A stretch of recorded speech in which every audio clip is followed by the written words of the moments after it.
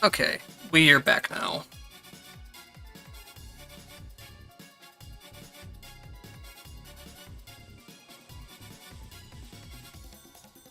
At least I hope we are. I see it's the stream running my computer's end, but I'm having a hard time pulling it up on my phone. It is just not opening for some reason.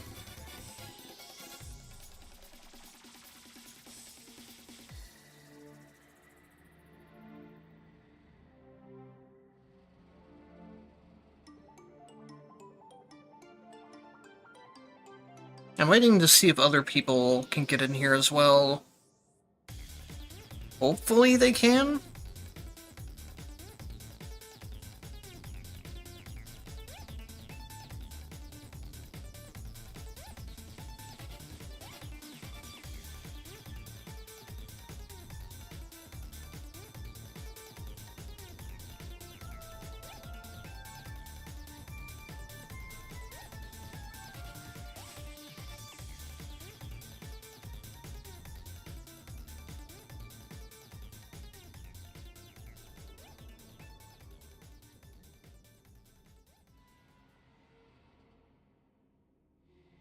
Okay, I do have it running on my phone now, so it looks like things are back up and running. And hopefully the delay between when people are chatting and when it shows up on screen will be better now. That is something I'll have to test, though, once people get back in. As people show back up again, I'm going to take a quick break, and I will be back in just a couple minutes.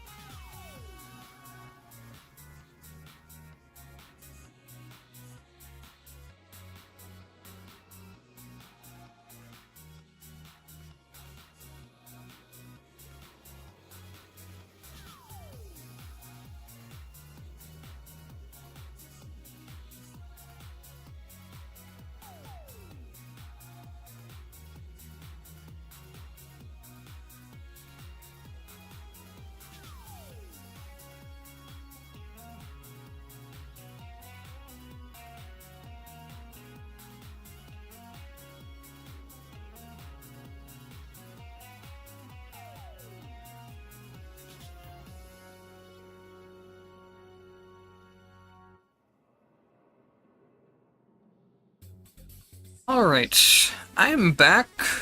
From what I can tell, the stream is running again. I don't know if people will just lost interest or maybe misunderstood that I was switching over to a new stream. Probably not the best thing for me to switch it over mid-stream like that, but at the same time, it's something I'd rather get it, I'd rather get things like this tested now when I have a smaller amount of viewers, rather than later on if I have more viewers at once.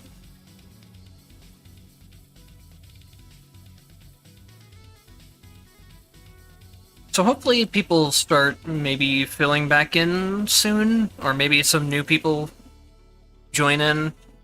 If not, we'll just kind of hang out and people might watch the VOD later as well.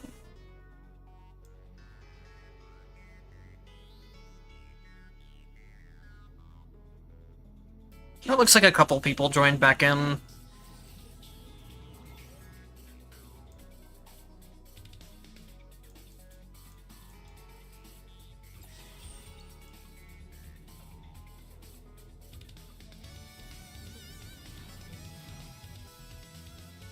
I'll give it a couple minutes to see if anyone wants to come back over, since I do like to take character suggestions for runs.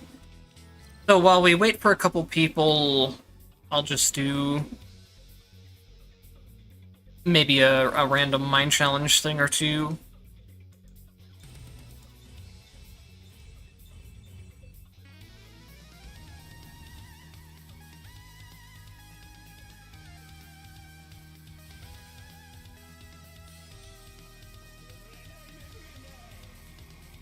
Oh my gosh, you're back.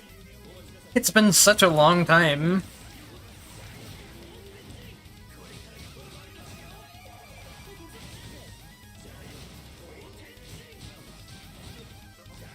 The Hazama run never ended, I swear. We're definitely on the same run, and not in the mind trial mode.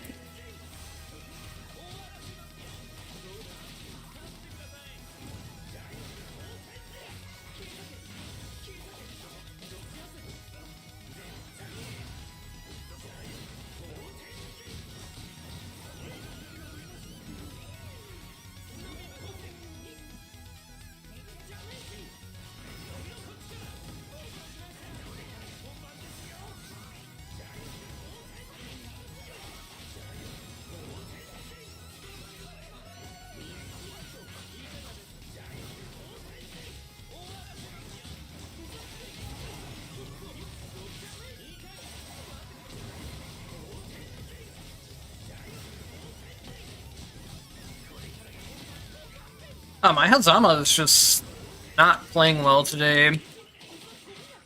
Usually I'm pretty decent at Hazama, but he is one that can take a little time to warm up to.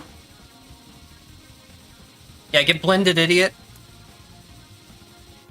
I love how long you can just sit there and do that, as long as they're in hit stun at least.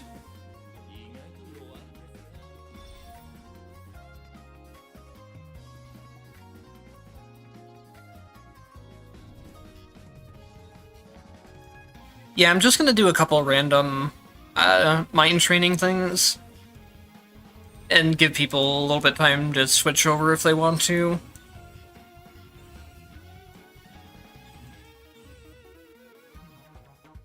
I wonder if I can do the funny thing here. It's really difficult to do on Ragna.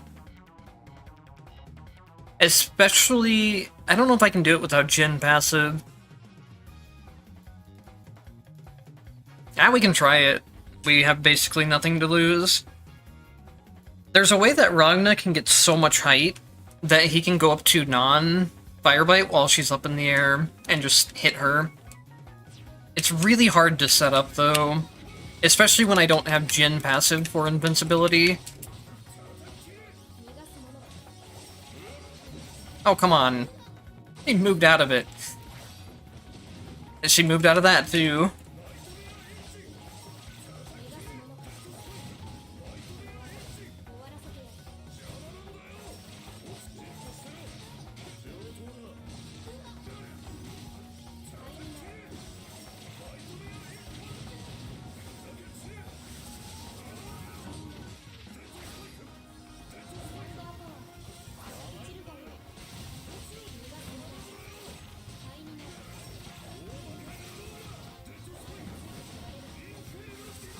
Okay, good. This is actually really good. I want to break her here and get her very low on HP without killing her.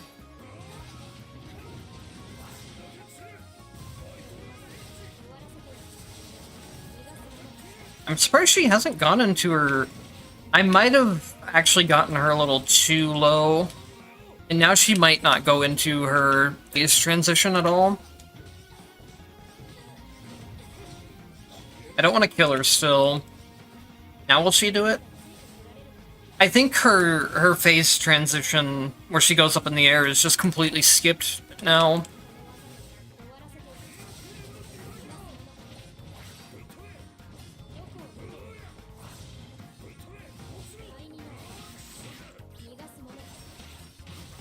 Oh, she killed me. Oops. Oh well. I'll give it one more try. Oops, that's Oreed.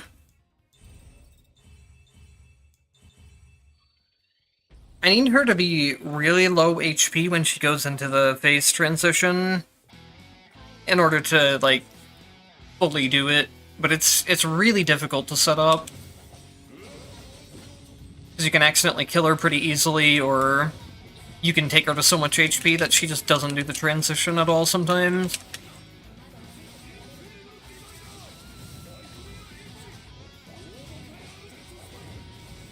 And then even if I do get that setup, there's probably a good chance that I'll fail getting high enough. Because it's not something I've practiced doing in quite a while.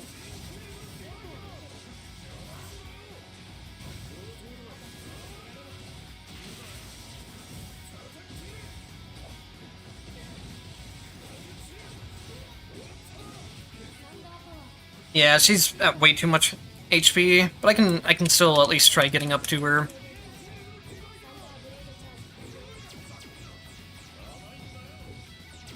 That's the main part that's going to be a problem, though.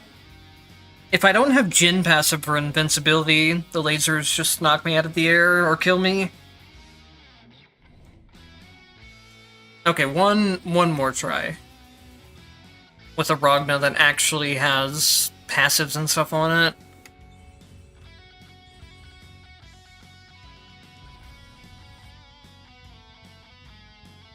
This time for sure.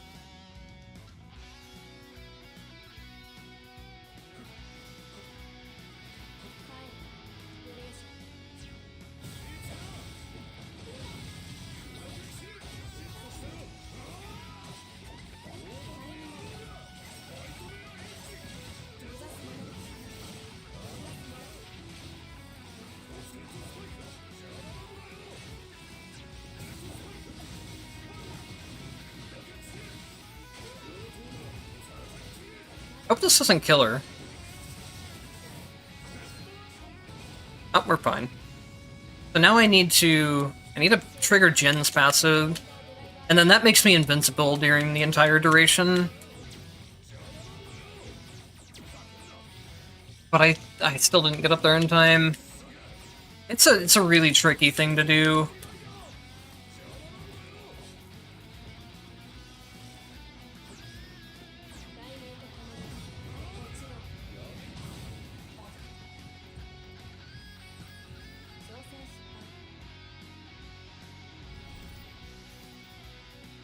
I can show up a very considerably easier way to do it. There's a couple of really easy ways to do it, like with Lambda's portals, Kokonoe's lasers, and Rachel's lightning will also just reach up there by default. They have enough range.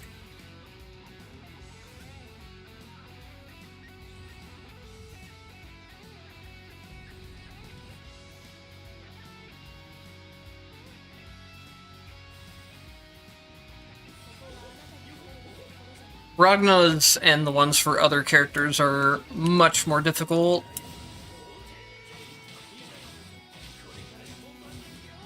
You need to do a bunch of, like, air attack resets with the stuff that makes it where you can reset your air attack limit on jumping and dashing.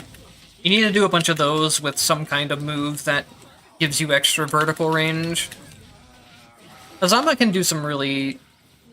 What the fuck? Hang on. Is this the song I think it is? Yes, it is.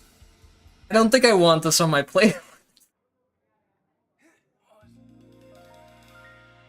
Oh gosh. That song was a remix of The Great Mighty Pooh from Conker's Friday, if anyone knows what that is. It has a lot of very goofy lyrics that I don't necessarily want playing on stream, though.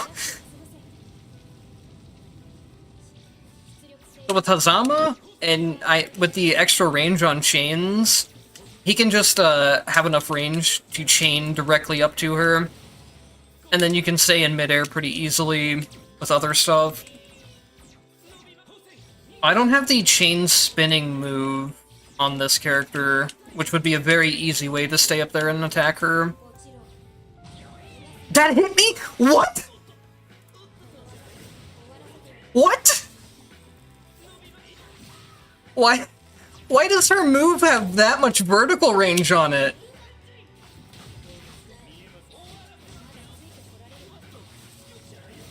I mean, I guess I know a couple of the player moves seem to have basically infinite vertical range, but I didn't expect her move to.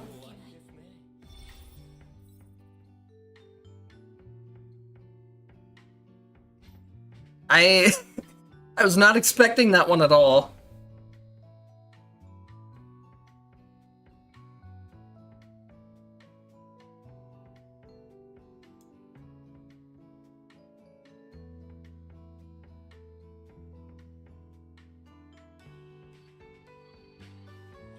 Alright, that's enough of trying to bully Non for now.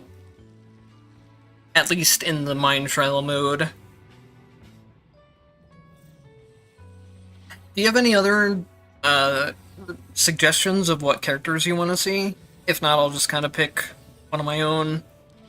But I like to take suggestions from chat, too.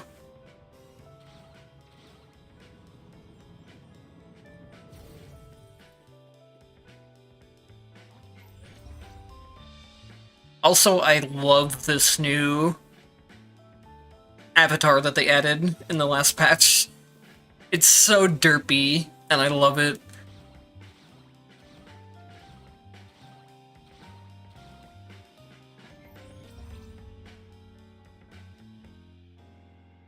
I could also just try another Hazama run. I'm not opposed to that.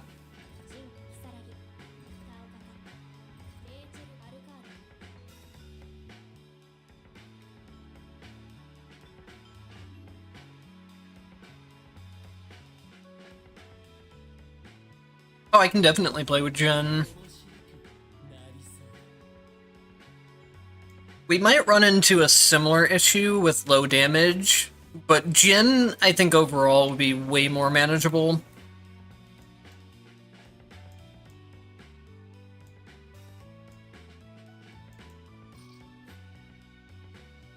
I think I'll probably take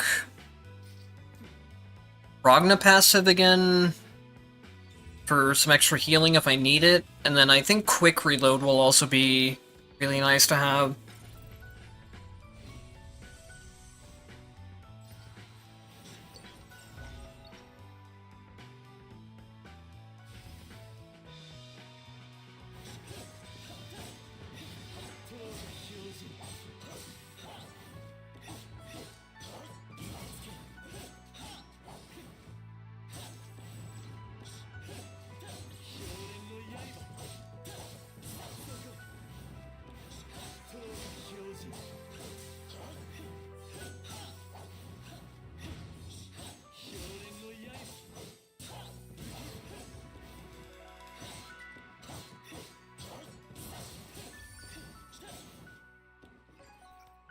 How does the delay on the chat seem now, by the way?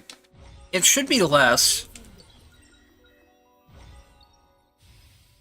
It's on kind of the middle setting, where it probably won't be instantly still, but it should be a lot faster than before.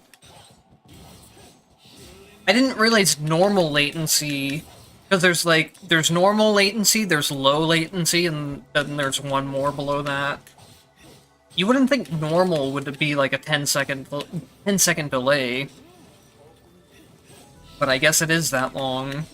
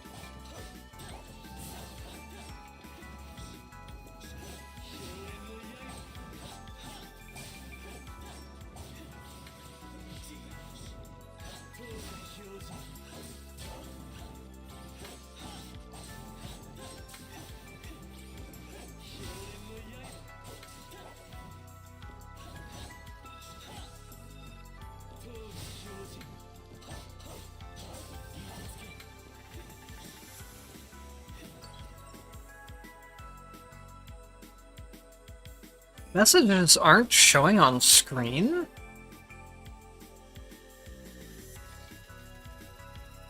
That's strange.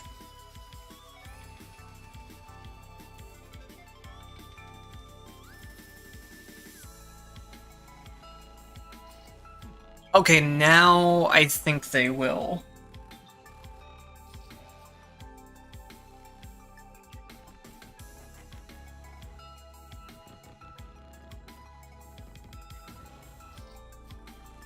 Now it seems like there's about somewhere around like a 3-second delay, which is much better than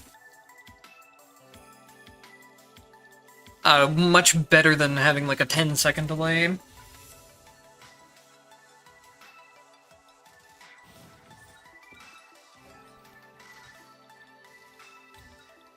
The other question is, does it look like the quality of the stream really dropped a whole lot compared to before?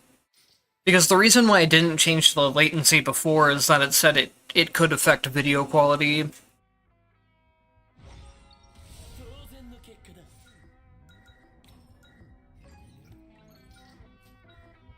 I guess I can check that on my end as well.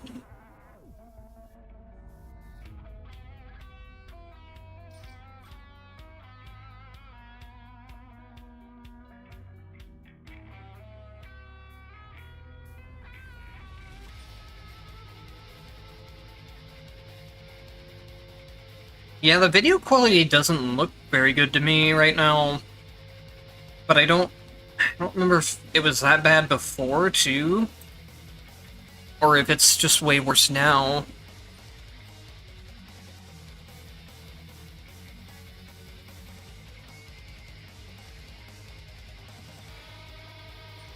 Why do I only have the option for 720?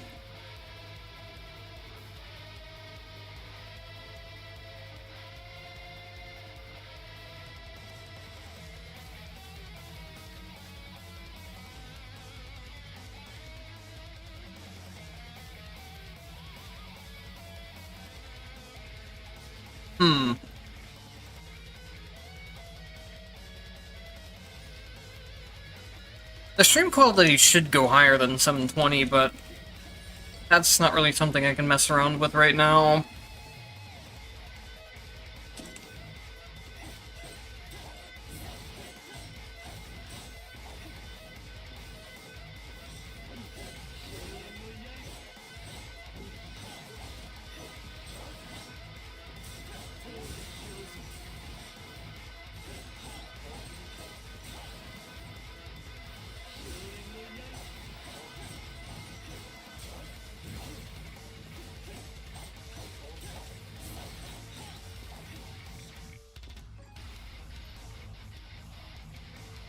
Yeah, that's weird to me. It should be higher than 720.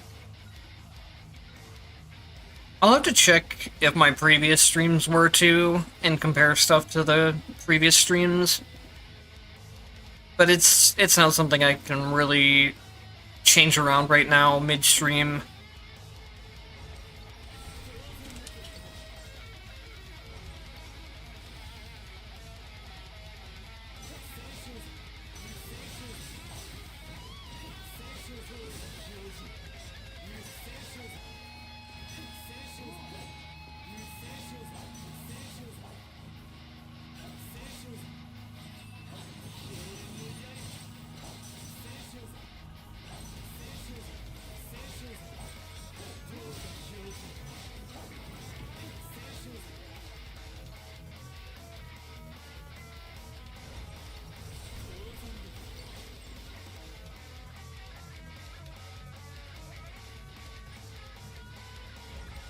Well, we got the freeze build set up quick enough, so even if I'm not getting into some of my damage options, I'll at least have the crowd control from freezing.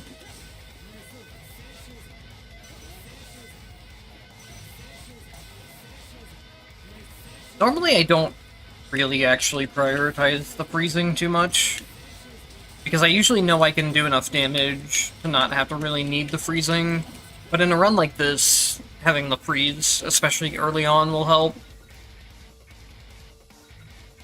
Where's all my money? I don't remember if I went to a shop earlier in the run. It feels like I have no money.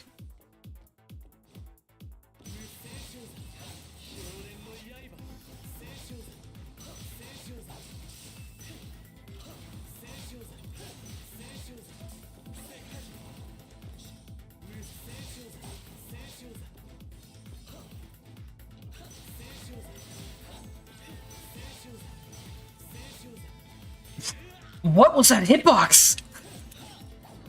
The grab hitboxes are so messed up. I know I really, I screwed up my dodging there, so I definitely deserved to get hit, but I didn't deserve to get hit in the way that I actually did.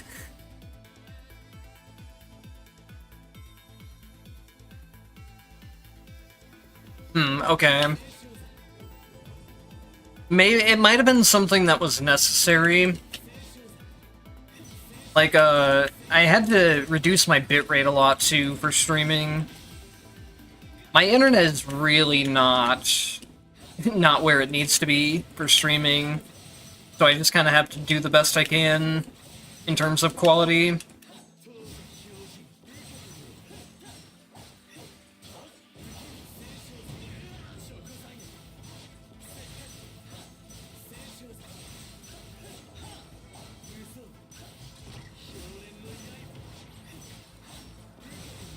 I'm really surprised that didn't hit me. Huh.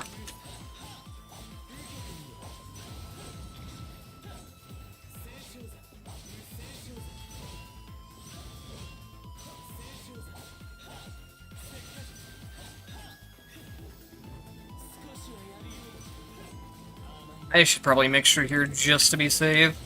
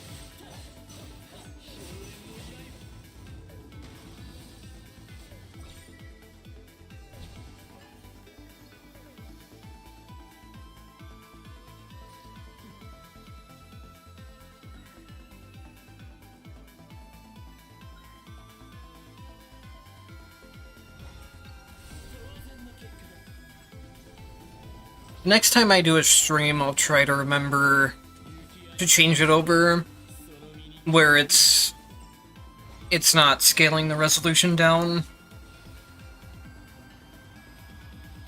But I don't think I can change it midstream. Let me check one more time just to double check.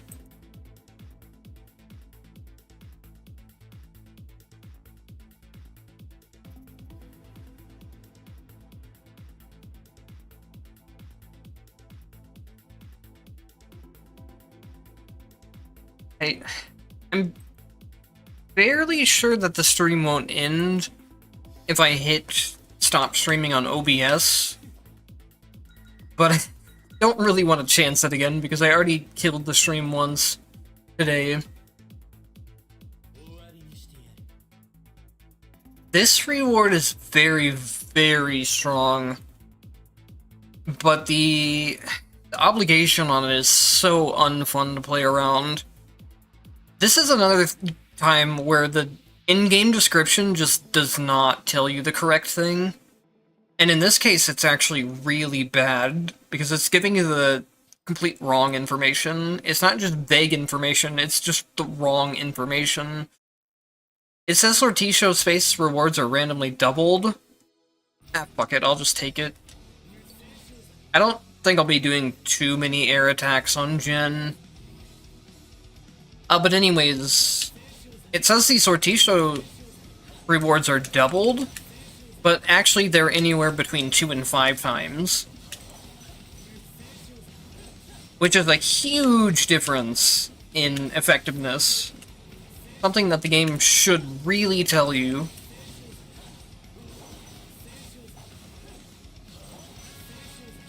So if you land on something like an MP space in the Sortisho, you can get up to like 100 MP all at once. Same thing for HP.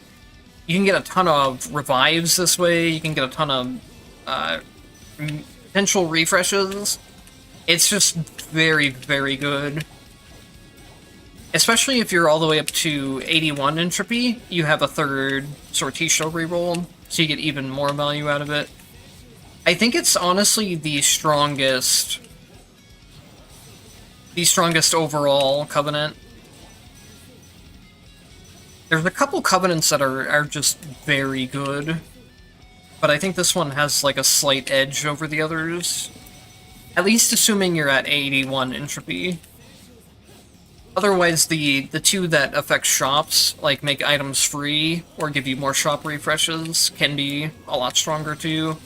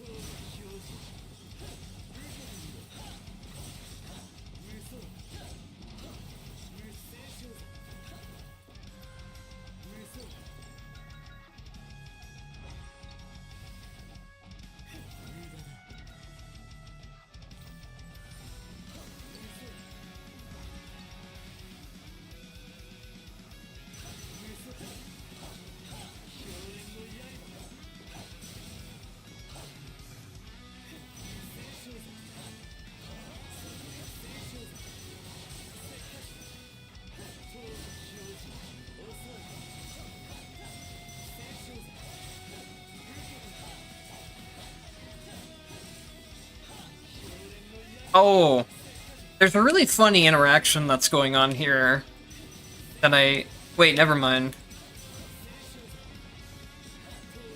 I thought I had Rachel passive for some reason. If you have Rachel's passive, which makes the bats spawn and attack automatically for you, those passive bats will actually they'll actually apply Jin's freezing, and they can lock down enemies, even bosses, almost completely on their own.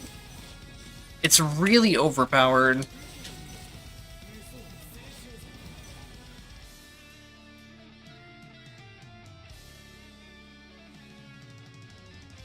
This would be nice to have. I really need to get my sheathing stuff, though. This is also nice to have for now.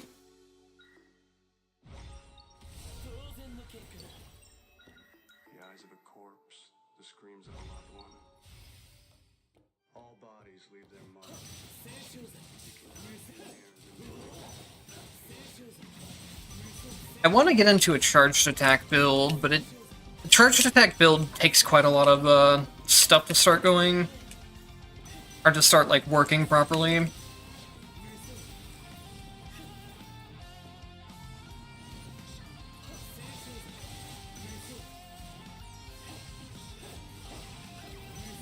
I need the unsheath timing passive in order to be able to start really using it. Otherwise, it just takes too long to charge.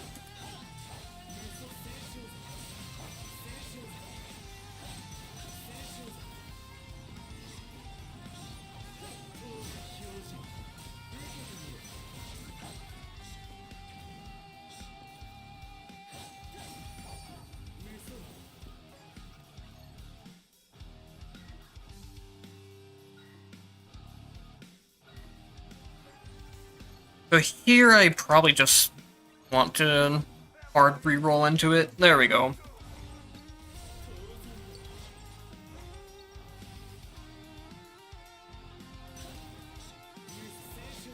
So now with charged attack and then sheath timing, if I do a charged attack on a sheath timing like this, it will instantly fire off the charged attack instead of having to actually sit there and charge it up for seconds.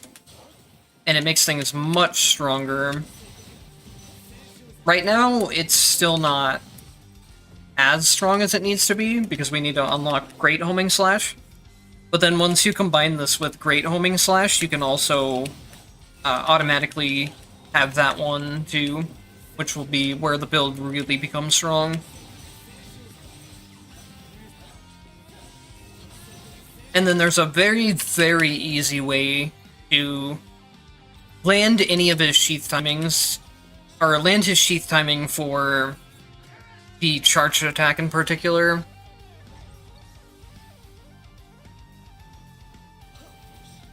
If you do a jump attack and then just keep holding the attack button, it'll do the charged attack sheath timing as soon as you land. Oh, I did not mean to down jump like that. So it's very easy to get the instant timed heavy attacks, or charged attacks, whatever you want to call them. And that's going to be where most of my damage is coming from this run.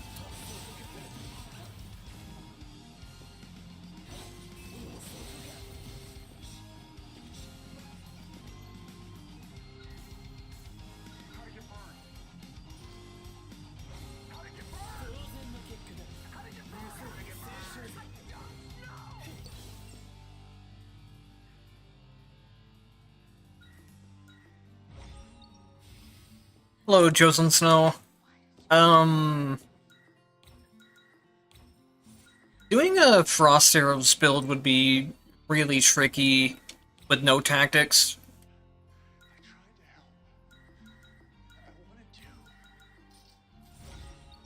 I don't like that happens. There's like a lockout delay when your HP is being restored, if you buy something like an HP thing. And I didn't get the MP thing that I tried to buy there, because I was locked out from making other choices. Even though I could, like, move around the selection, it locks me out of buying one. That's not a big deal, though.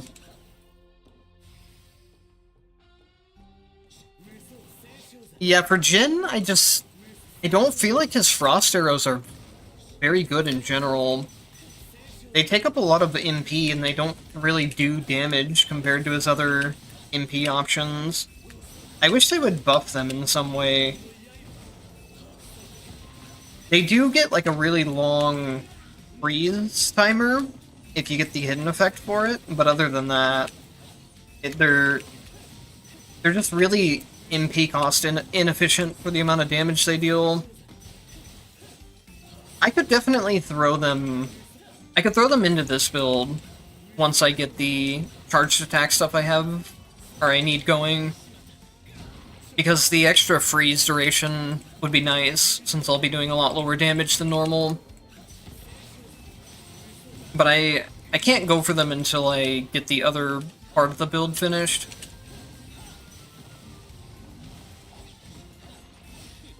That's assuming I even make it past this boss fight.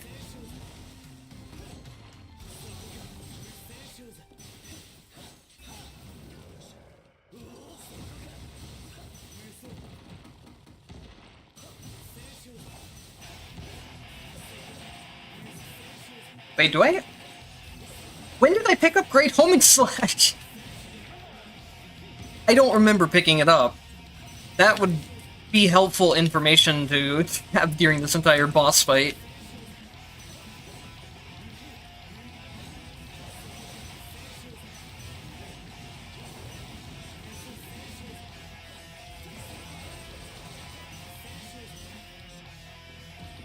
Oh, that rock disappeared right when I needed it.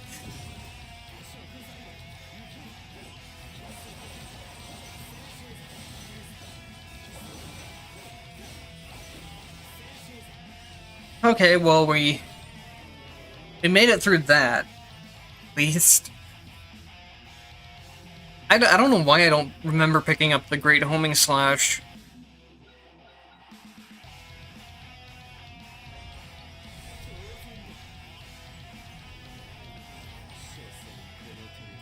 Welcome back.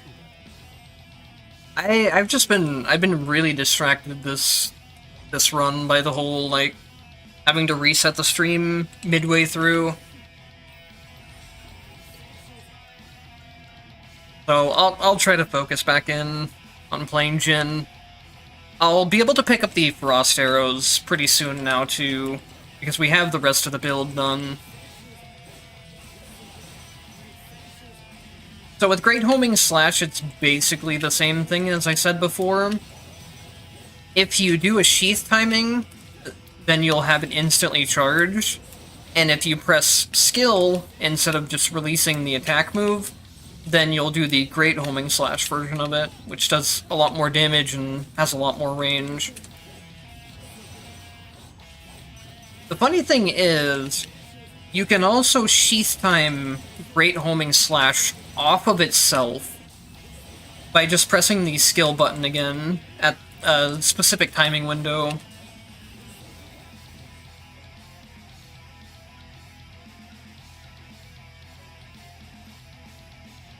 So normally I would start going into Yukikaze next, but I'll start looking for some Frost Arrow stuff now.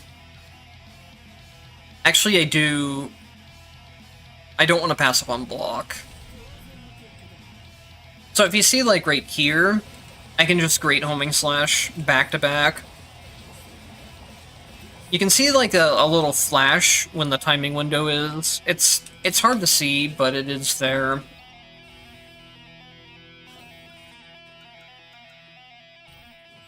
Wait, why did I'm just all out of sorts this run. I could have taken +3 buffs there instead of +1, which is what I should have done.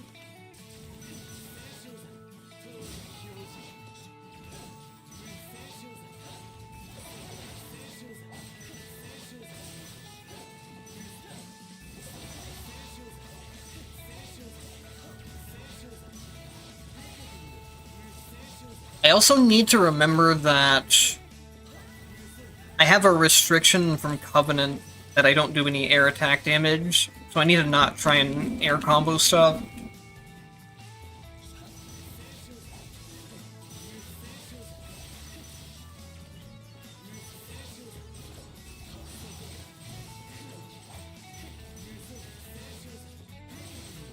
I say as I start hitting an enemy in the air.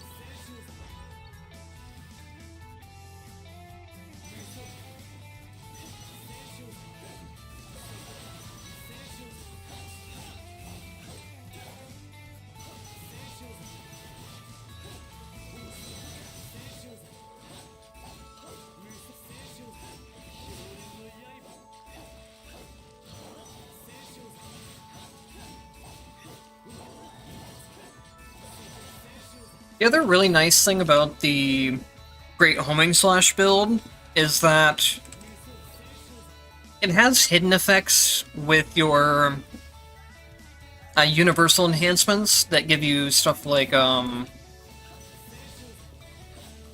the sheath timing and the MP enhanced moves. Both of those activate hidden effects, where the Great Homing Slash costs less MP, and it barely even takes any MP. So you don't...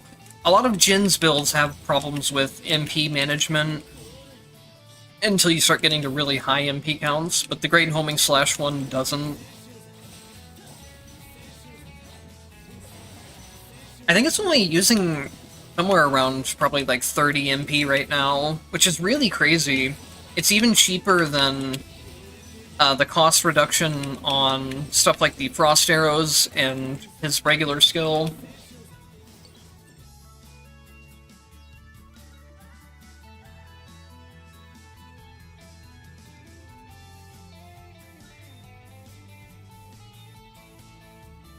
I think I will keep stacking MP, though. Going into the rest also might not be a bad idea, but I should be okay without it. The extra MP will still be nice, especially if I start going into Frost Arrows or Yukikaze.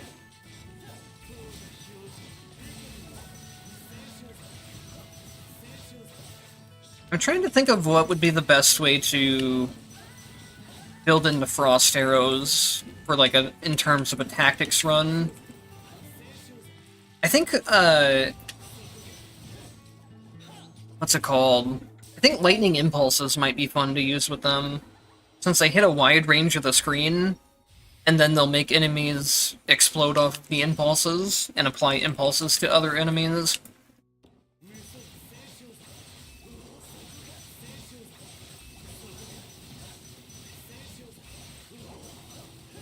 I don't remember, it might have actually been... It might have been you that asked before, too, about a Frost Arrows build. I know I've been asked about it before, so it might be what I make my next, like, commentary video about, if I remember.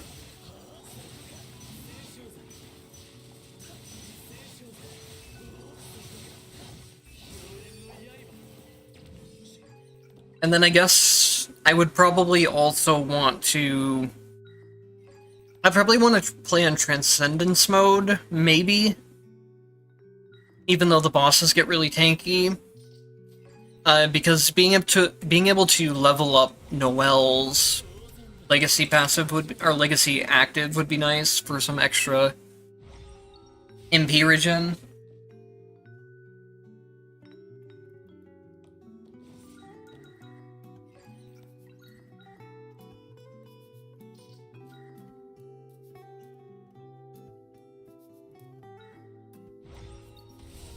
Maybe we'll actually experiment around with it the next run.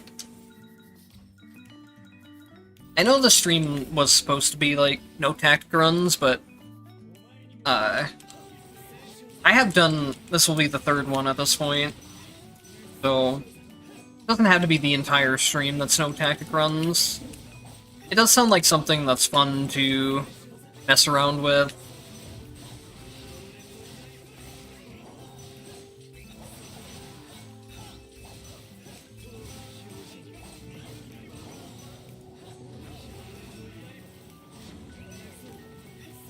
What? How did I not take damage there?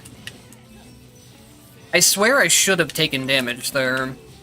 Because that move, that move counters dodge frames. And Jin should not have invincibility frames on his dashes. Maybe I just, like, hit some weird hitbox angle where it just didn't hit me for some reason.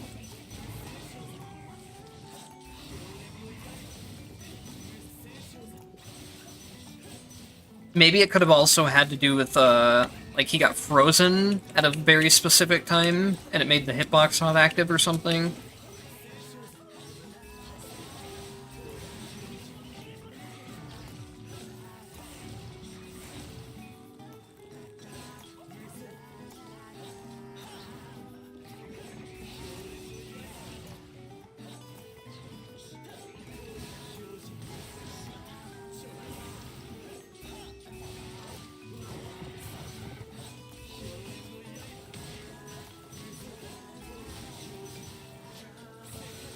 You know, I just had a thought of...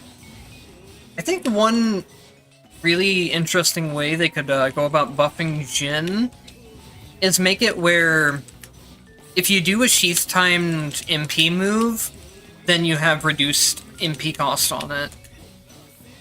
It's something that would reward skilled players and kind of reinforce his sheathing system, while also kind of helping with the problem that he's really MP cost heavy, especially when it comes to builds that aren't the heavy slash one.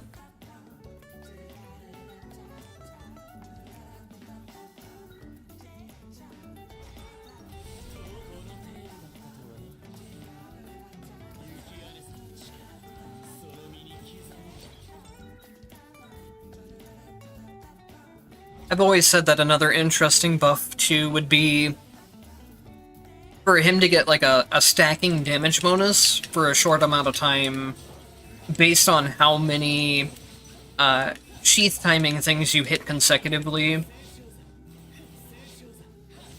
Like how Mai does when she lands her consecutive spear throw stuff.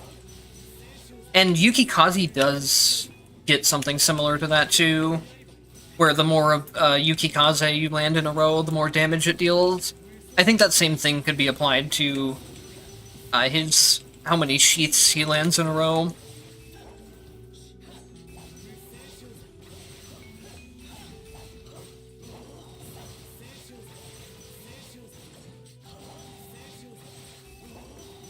Because the way that Jin kind of works right now is that he's a very powerful character at the low level because his freeze mechanic is so strong, but where he runs into some more issues at high entropy stuff is that its damage values are just a little bit low compared to a lot of the other characters. So I don't think they should really just, like, buff his base damage values. I think they should buff him in a way that rewards the more skilled Jin players and reinforces his sheathing system.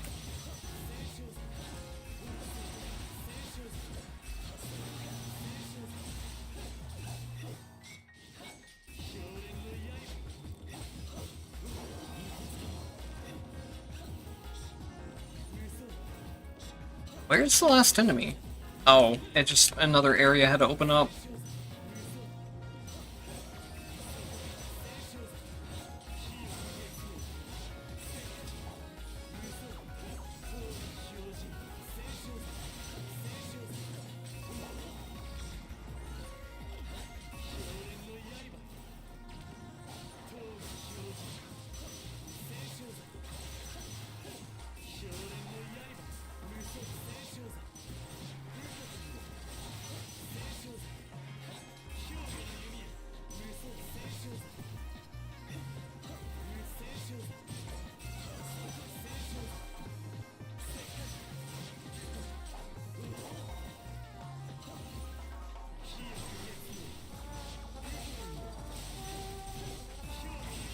That was not the direction I meant to fire those off at.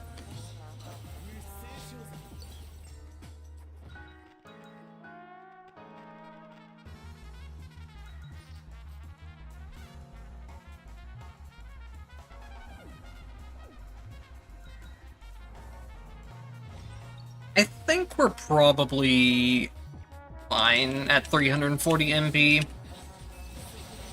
I can also get some more MP by removing debuffs, since I have a Mind Crystal for that.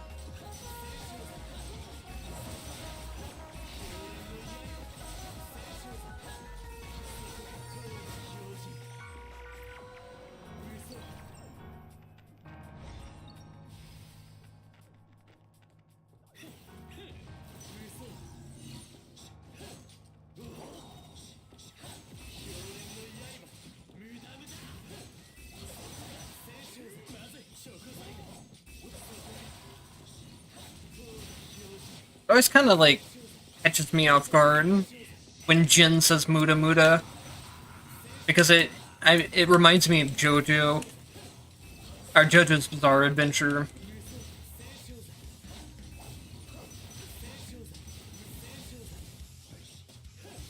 That I almost died there. I was trying to get up on that right side ledge, but I just got kind of stuck because I didn't get high enough in the air before I started dashing. So yeah, let's definitely go into the rest area. I'll be able to heal and then remove debuffs, which should give me some extra MP as well.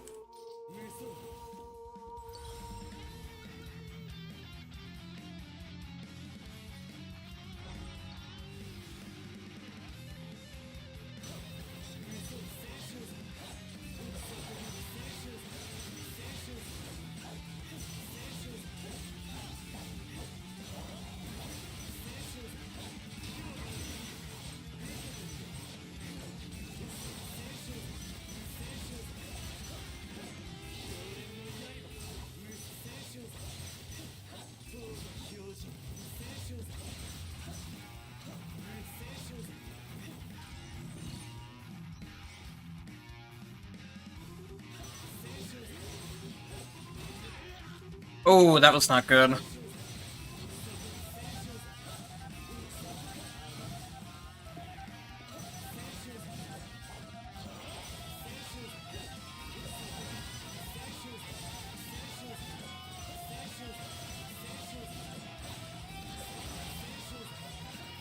Yeah, I can definitely feel the lack of damage on characters like Jin and Hazama without the tactics.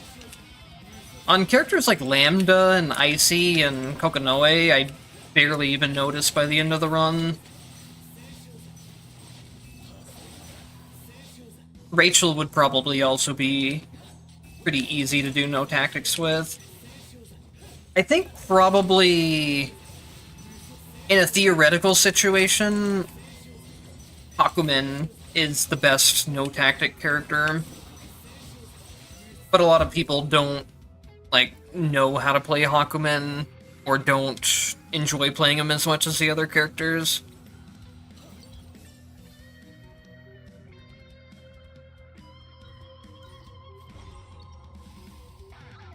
Hakumen most likely has the highest base damage in the game without any tactics.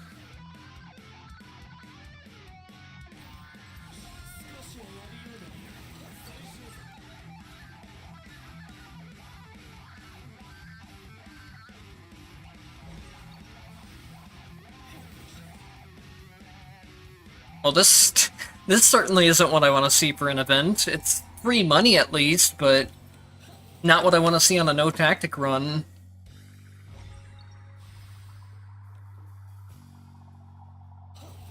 Yes, Hakumen was always considered the top-tier character in terms of, like, if people were to ask for tier lists, or if people were just to ask who the strongest character was. Everyone always generally said Hakumen until Rachel came along.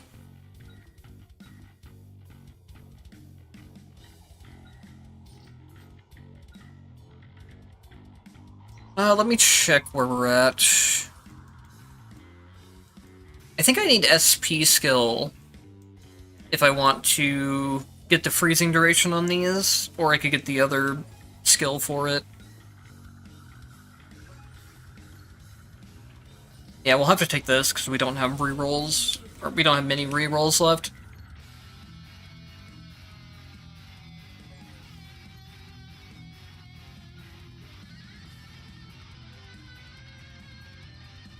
Oh no, it's not SP skill I need for freezing duration on this, it's universal enhancement.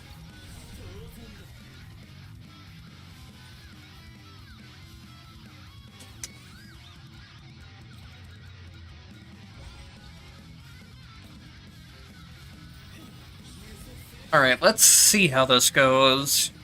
I don't know if I'll be able to beat this boss or not, but especially because my time just ran out. I'd be much more confident if I had my Yukikaze, but we'll try to play around it. My skill didn't go up there for some reason. I think I probably just waited a little too long before I hit the button.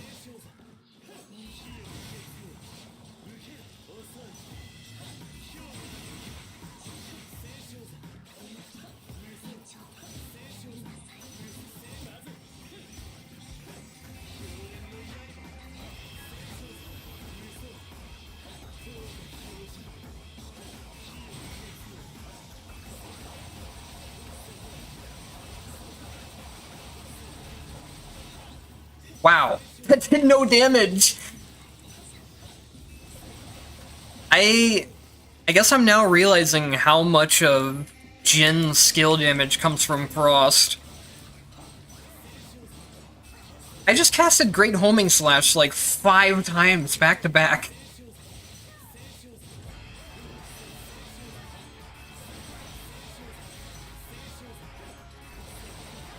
Oh, we got her.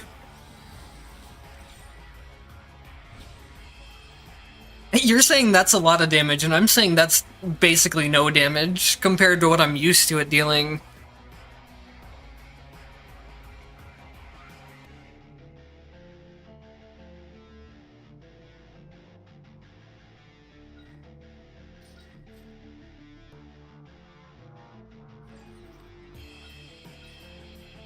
I've also kind of just... I've reached a point in this game where my sense of what high damage is very skewed. Because I've done a lot of really broken things.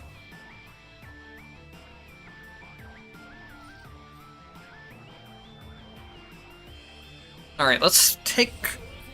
I don't think Yukikaze at just rank 1 is that good, but we'll take it anyways.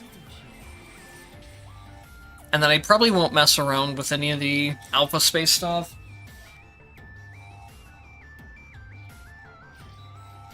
The damage blocking mechanic is pretty difficult to use. The easiest way to do it is with,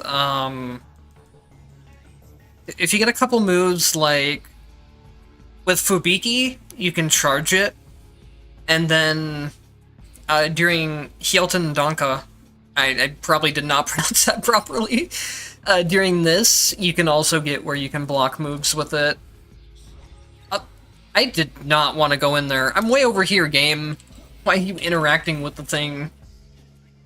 Otherwise, the blocking is very, very difficult to use. If you see...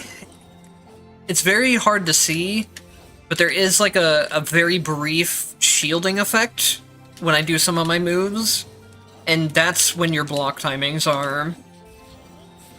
If I had better stuff, or if I had different tactics, or I'm losing my mind.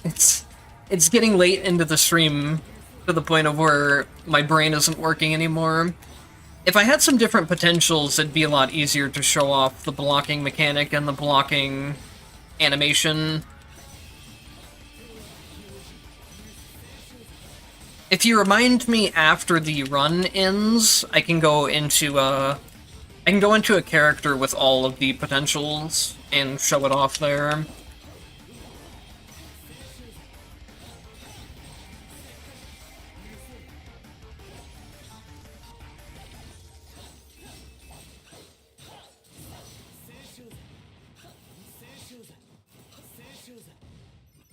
You're not supposed to remember the Reki moment. That didn't happen, I swear.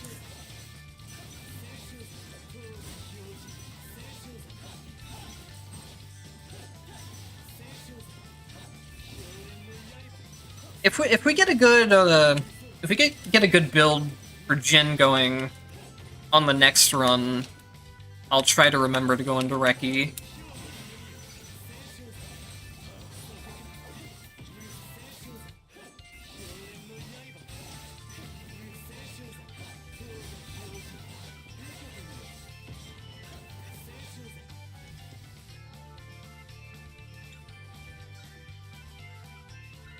Yeah, I wouldn't worry too much about trying to block in boss fights, aside from like a few specific cases that I mentioned.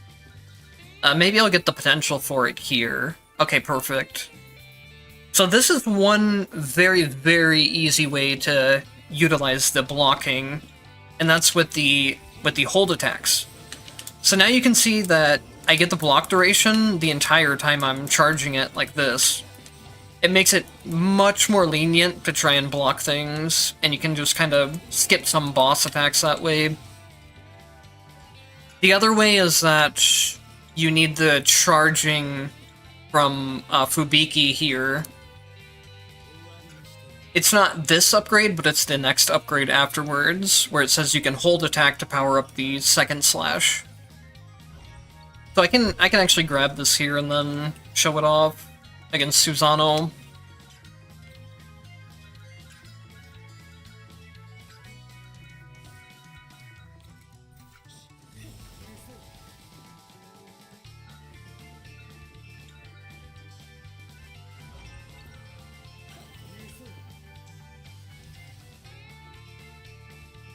So here when he's doing his starting animation, I can just hold the attack down, and I did still take hits there, and that's because his attack just lasted way too long. But otherwise, it's a good way to block moves. Here I can kind of use it again. It's still a little bit awkward, and you still have to use it properly, but it is an easier way of using it compared to trying to time your basic attacks.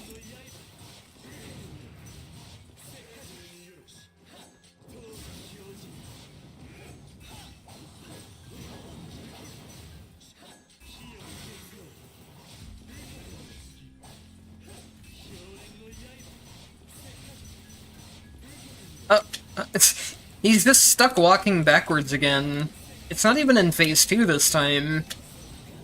I don't know what causes that. Now, let's do this. Get baited, idiot.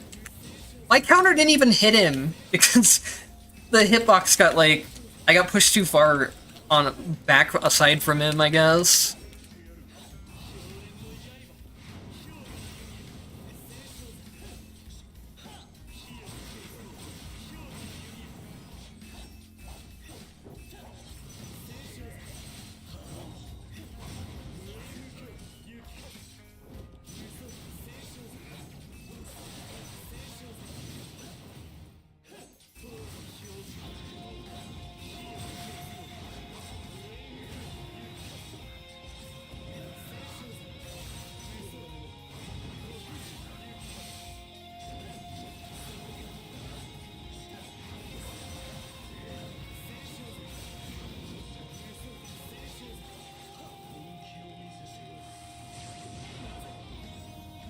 That was a bad time to look at chat. Uh-oh. I'm dead. Oh, it's fine.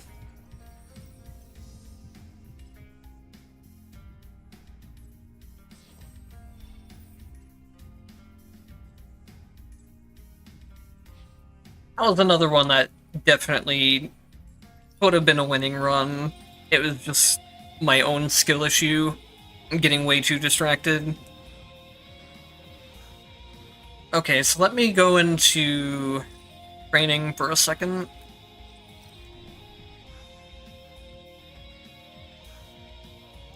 Oh, I think Jin is one of the most defensive characters in the game, actually.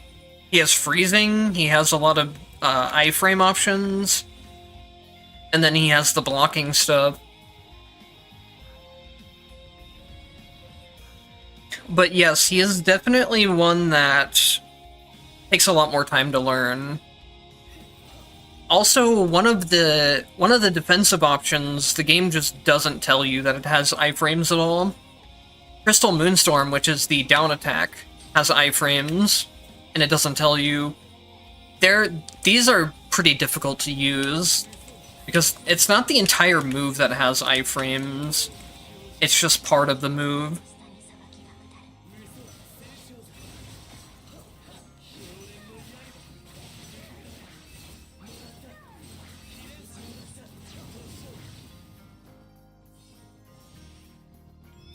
Do your thing. So here I can Crystal Moonstorm through this. I can MP enhanced Fubiki? I think it's called? Fubiki is the up attack version. The MP enhanced version of that has invincibility on it. Also, if you have blocking and the move where you can charge Fubiki, you can also get a lot of blocking frames off of that. And then you also have Yukikaze, which is the actual blocking move, will block stuff for you. And then you also have invincibility frames during all 5 of the blinks, if you can time all of them. So he has a lot of invincibility options. It's just a lot of them are more difficult to use than other characters, and they're not quite as spammable, I guess. So here again, I can just... Oh. I can block the butterflies at least, but then I mistimed my dash. You have to be careful with grab moves, because grab moves can bypass even invincibility frames. Wait. What? I just went through something that had dodge frame countering. Jin's dashes might have invincibility frames on them instead of dodge frames, which I didn't know about. But yeah, in this case, Ori's Golden Dive that she does there is an example of a move that can counter even invincibility frames, because it's considered a grab move for some reason. The only other move that's considered a grab is the sweeper when he grabs. I want to see her do her butterflies things again, though, because I should not be able to just dash through them. So here. I should not be able to just dash through them like that. What that means is that Jin's... It's probably Jin's Icicle Dash that does it, not just his regular dash. So that most likely means that Jin's Icicle Dash has iframes on it instead of dodge frames. Which I don't think the game tells you. Let me double check. It doesn't tell you anything about invincibility frames here. That's... I'm not surprised, because like I said, it's the same thing with Crystal Moonstorm. They don't tell you it has invincibility frames, but it does. So the difference being dodge frames can only... Or dodge frames will avoid any attack in the game, except they won't dodge these specific boss patterns that have a purple exclamation mark on it. So when Ori is doing her butterfly things that fly across the screen like that, that's an example of something that bypasses dodge frames, but not invincibility frames. So the fact that I can just Icicle Dash through them means that the Icicle dashes should have invincibility on them.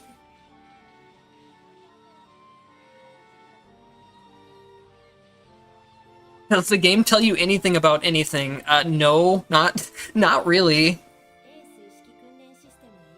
Okay, let's go over to the other profile. In case you're wondering, no, I do not have like 400 runs on each of those profiles. All of these profiles have been copy and pasted around a bunch of times, so most of those runs are carried over. But yes, I do have somewhere over 400 runs played of this game. And way too many hours. And then I'll... Give me just a second to switch the on-screen text and the stream title over to just random runs.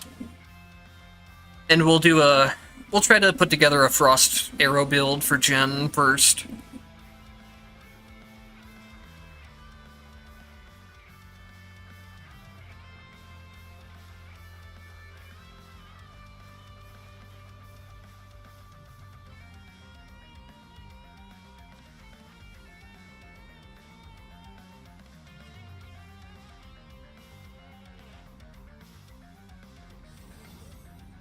Alright, so let's bump this back up to like 75 again.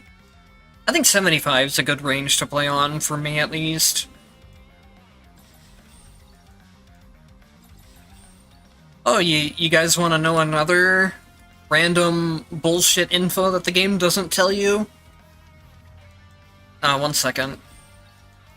When this says exchange space item prices increased by 200%, it only affects some items of the shop, and not others. It doesn't affect buffs, it doesn't affect tactics, it doesn't affect ascensions, and it doesn't affect potentials. So all it really affects is the price of healing, the price of removing debuffs, and the price of mixtures. So it's basically something, as long as you're not too concerned with your HP, it's a really free option that gives you a lot of points and entropy. So I think I can take acceleration off, or exhilaration. I want to have as much MP as possible, so I want Curse to Boon on. And then I'm trying to think of what we run aside from Lightning Impulse. I know I definitely want Skill Lightning Impulse, but I don't know what I want to pair with it. We could go a full Lightning build with Thunder and Lightning. And then maybe go for Chain Lightning Orbs. No, I can't put Chain Lightning Orbs in with that. Yes, I can. I'm a dum-dum. Let's try that.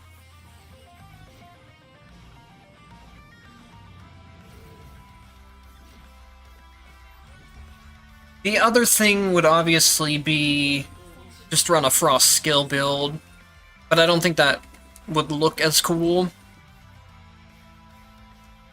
Oh. Do I have this set up where I can run it on... So we have Thunder and Lightning here. The problem is I usually run this Jin with that Thunder and Lightning build. It's not that big of a deal, though.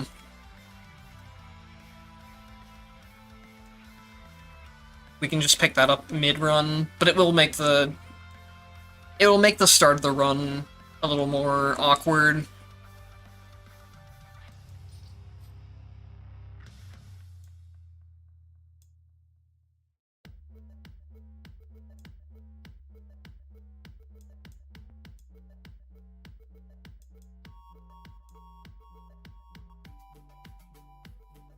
I could take this. Does this conflict in slots? Is what I think this is a dash tactic, so I think it's okay. Even if it's not okay, it's not a big deal. There's another orbiting lightning orbs red tack that I want, and I can't remember if this one conflicts or not.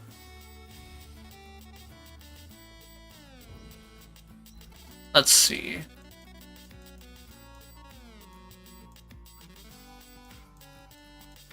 Yes. So I won't be able to get the other thing, but it's not going to be that big of a deal either. I would have picked up Lightning Orb Thunder, but it's not going to make that big of a deal.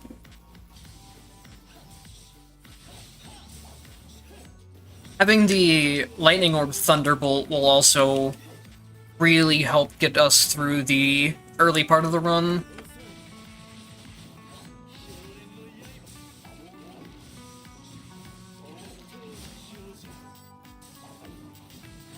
Oh, right. I really wanted to have Noel's second legacy for this build, too. But that's just, that's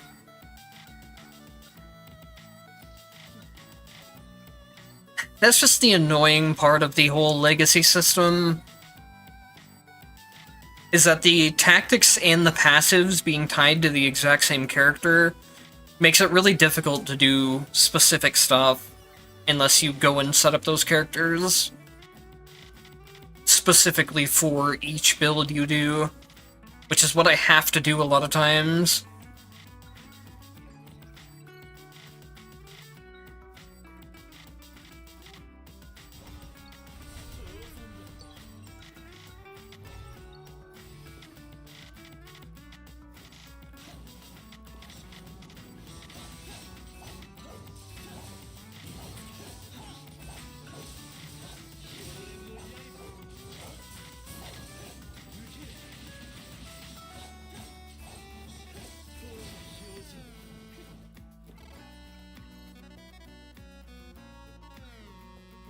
Well, there's the frost arrows.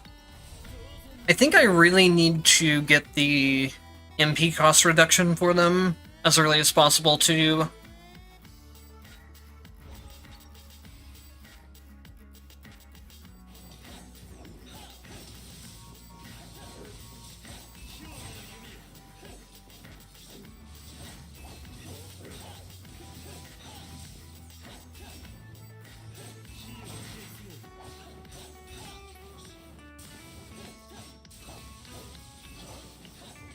Oh, so I was talking about... I was talking about Rachel's bats applying Jin's passive earlier, and that's something we'll probably be able to see this run too. But also one thing that's going on right now that's helping out a lot is that Rachel's bats also can apply to attack tactics, since they're just considered an attack for some reason. So right now, they're helping apply my Chain Lightning, which is making the enemies in the early rooms go down a lot quicker.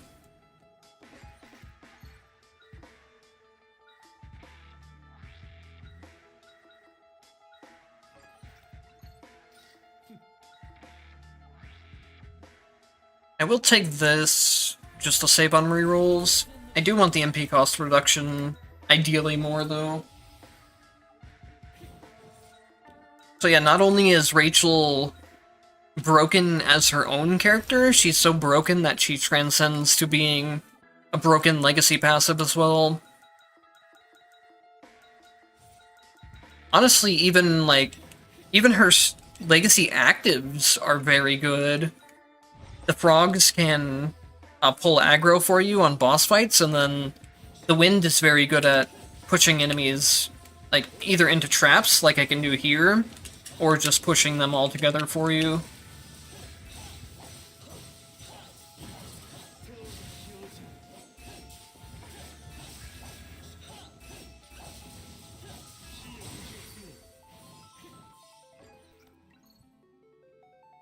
Well, there's the full Frost build done.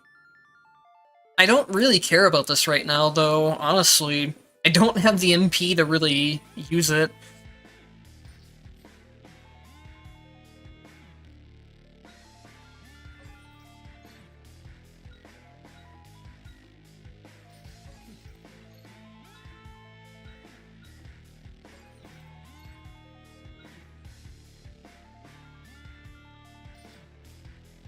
I wonder if this is possible to do during skill attacks. I don't think it would be.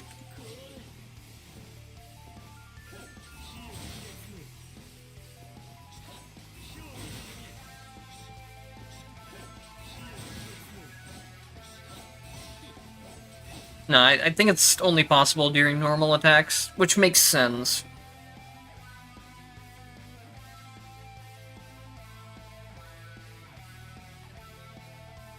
We'll take it anyways, just for now.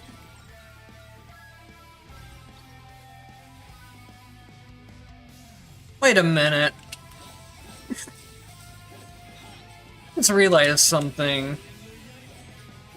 In the last run, I took a covenant that Made sortitions give anywhere between 2 and 5 times their normal rewards.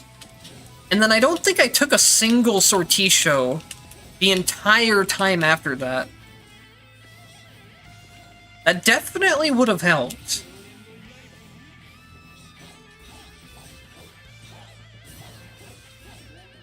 I don't know why I just randomly remembered it now, but I did for some reason.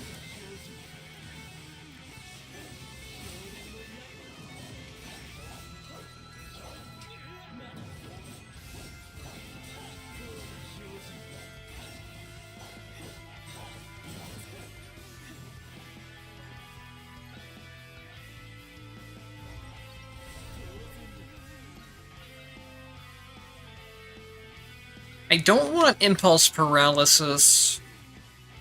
Ideally, I want impulse upgrade just for the most damage, but large pulse also isn't too bad.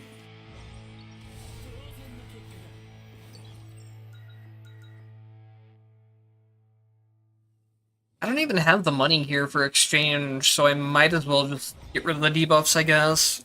I kind of need the healing too. So I won't need to worry about healing from rest areas nearly as much in these runs, since I do have mixture enhancement and mixture replenishment.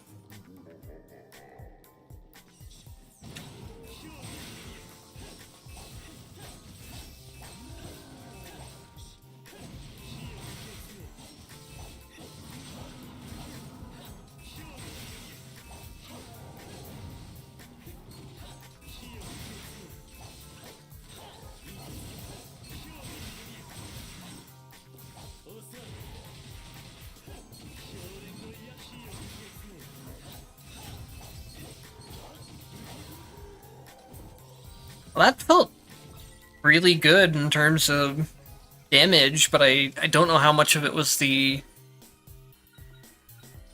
frost arrows and how much of it was just the tactics.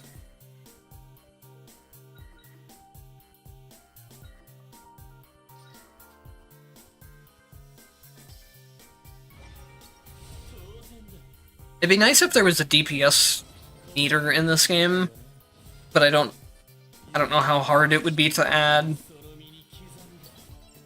It would be very nice to be able to tell which part of builds was actually doing damage. It would help with testing a lot of things too.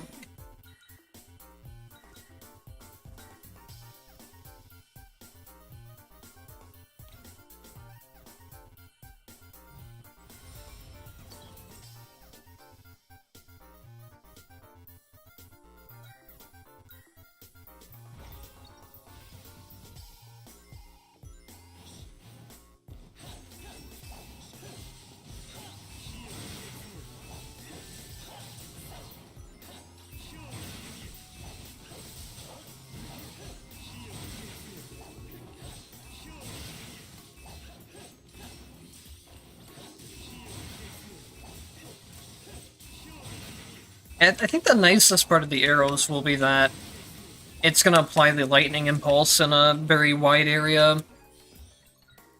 I need to get lightning impulse to rank 3 before it starts becoming as strong.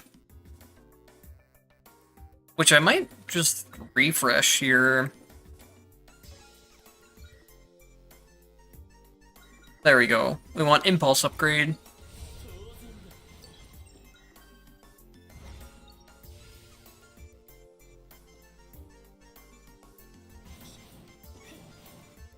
What time lock do you mean with the black market?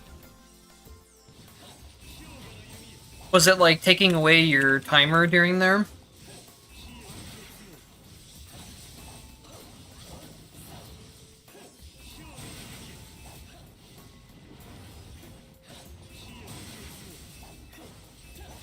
I've noticed sometimes there are a couple bugs where the game will end up taking your timer where it's not supposed to, but I don't know exactly what triggers it to happen.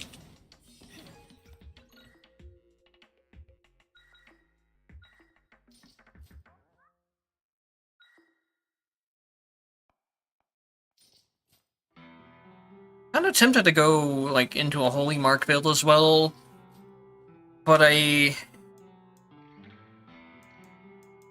have the red effect for Thunderbolt, so I probably shouldn't. Holy Marks are another thing I didn't think were very strong until I did some more testing of things. Stable Mark ends up being very good once you get it maxed out. But I think I'll just pass up on it for now. And I'll go for a full Thunder build.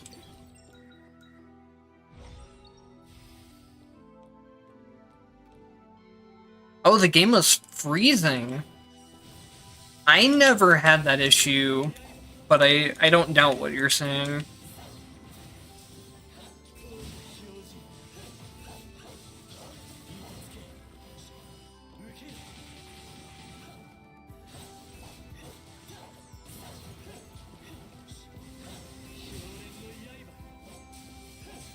I thought you were saying that, like, the timer was maybe going down or something while you were in the room, even though it's supposed to be paused.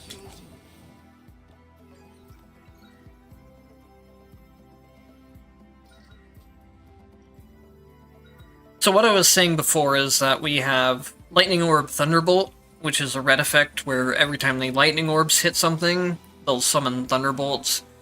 The cool thing is that this works even if I don't have the Thunderbolts active. I don't even need them as a tactic. But if I do take them as a tactic, then the Thunderbolts that are being caused here do get buffed by whatever selections I make here. And then I guess we can also go for Seeker Thunderbolt, since we're going impulses anyways.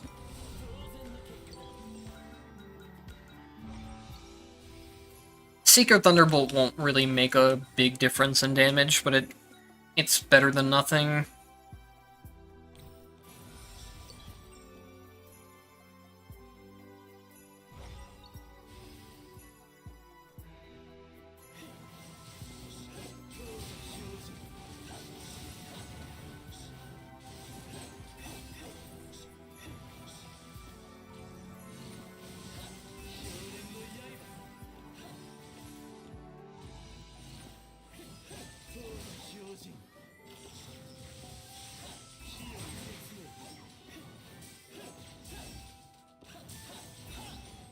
I think right now my Lightning Orb Thunderbolt is basically just killing everything for me.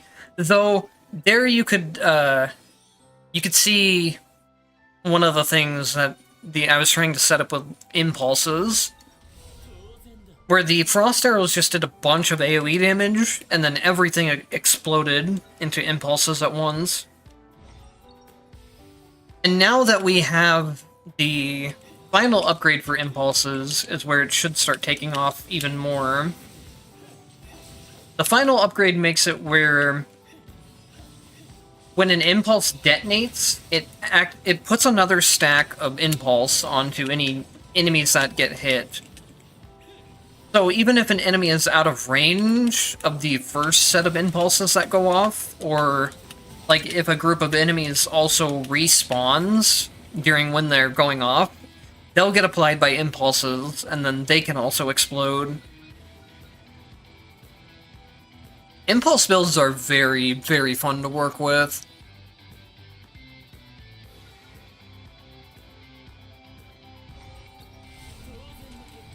Usually the main reason not to go them, though, is just because you want to have something like Frost or Wind on your skill slot instead.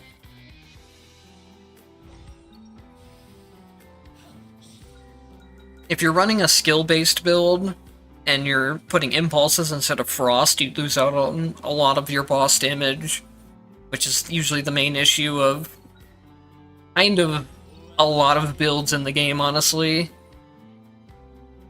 Everything always comes back to, I would rather just have Frost on that slot, because Frost and Rend are both powerful and so consistent.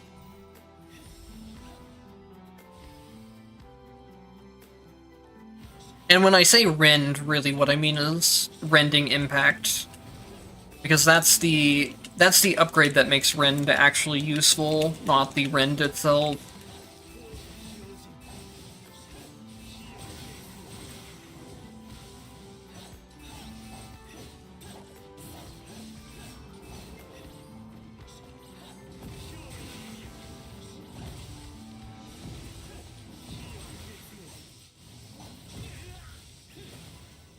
I don't think it was actually a good idea to freeze that boss during that phase, but it didn't really matter since we have high damage anyways. I'm assuming freezing him made it where the rock that I needed for safety to stand up on went away, but his attack was still going, since his attack got paused.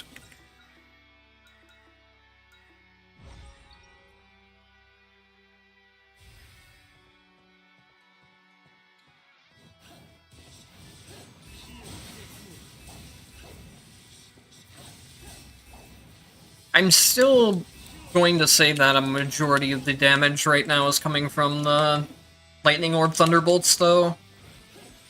That's just a very strong tactic combination in general.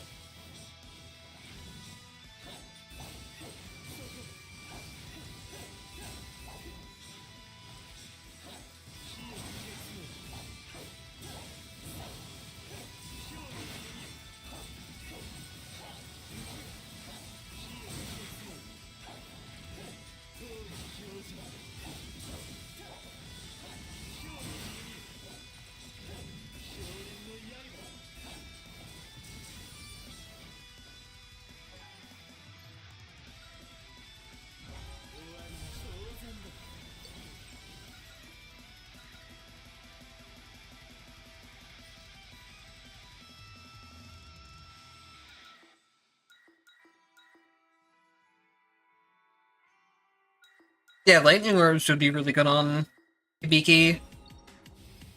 And then, I'm assuming what you were talking about with the Shadow Clones is the fact that, one of his moves, the Shadow Clones will also have their own summon effects.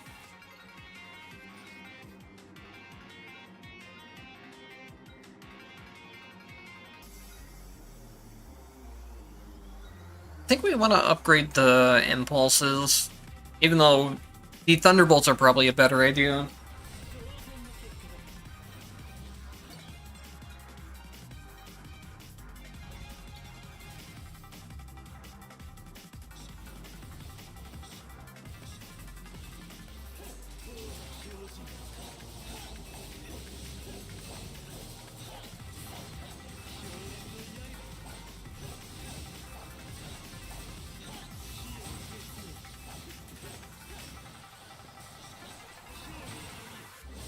I just feel like the Frost Arrows do really pitiful damage.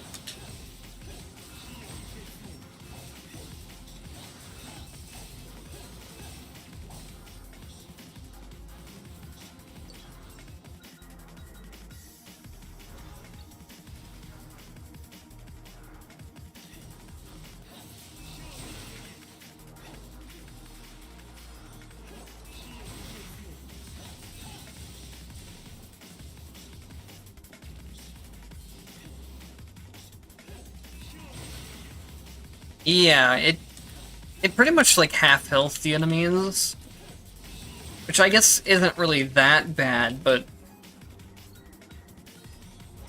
MP cost is what becomes the main issue when it comes to like boss fights.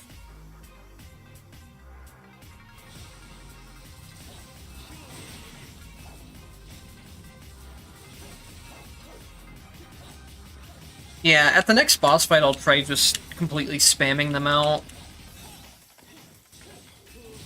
I want to know where the timing window... I don't want to quite spam them. I want to make sure they're sheath timed. I think there's a sheath timing on it, it's just I don't know the timing. I see the flash effect for sheath timing, but I don't know the timing, the actual timing of it yet.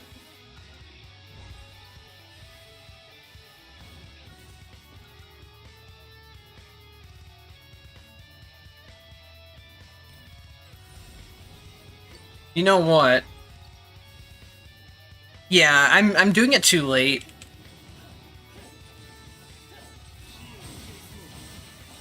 It feels like it would be a lot later to me, but I can see the visual is happening before I'm pressing the button.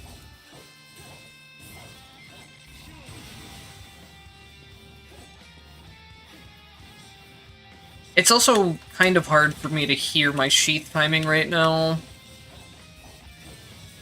because the music is louder than the game right now on this track.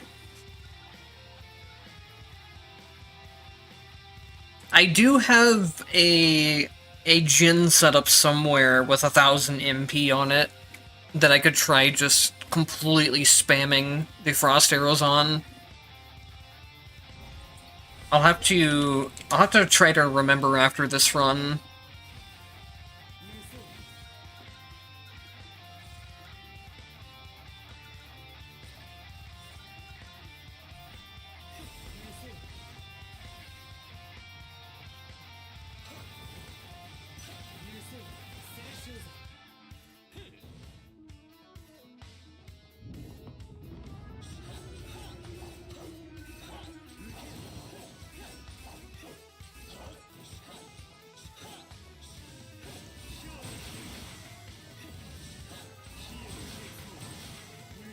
Yeah, I'm not hitting the timing window on it.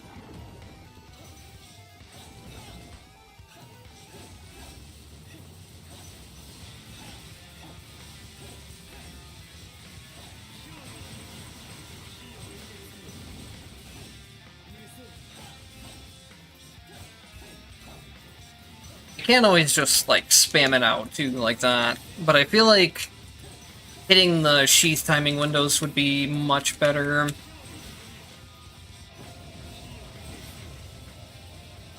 I don't have to spam them back to back either. I know I can time them consistently off of just a jump attack timing window. But ideally, it would be better if I did learn the timing window to just sheath time it back to back off itself. That's just something I'd have to practice.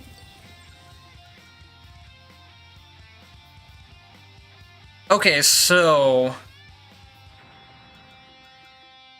I could do something very funny right now. If we don't mind me doing an exploit and taking some time to do it. So what I'm going to do right now is I'm going to Alt-Tab the game, or I'm going to Alt-F4 the game, and I'm going to reopen it. Hopefully this doesn't mess up my audio settings. Sometimes when I close out of games and reopen in them, it stops picking up the audio, but it looks like it's picking up the audio right now, so we're fine. So what we're gonna do now is we're going to duplicate the save file, which is why I have one of the reasons why I have so many duplicates everywhere here, to basically create a backup of it.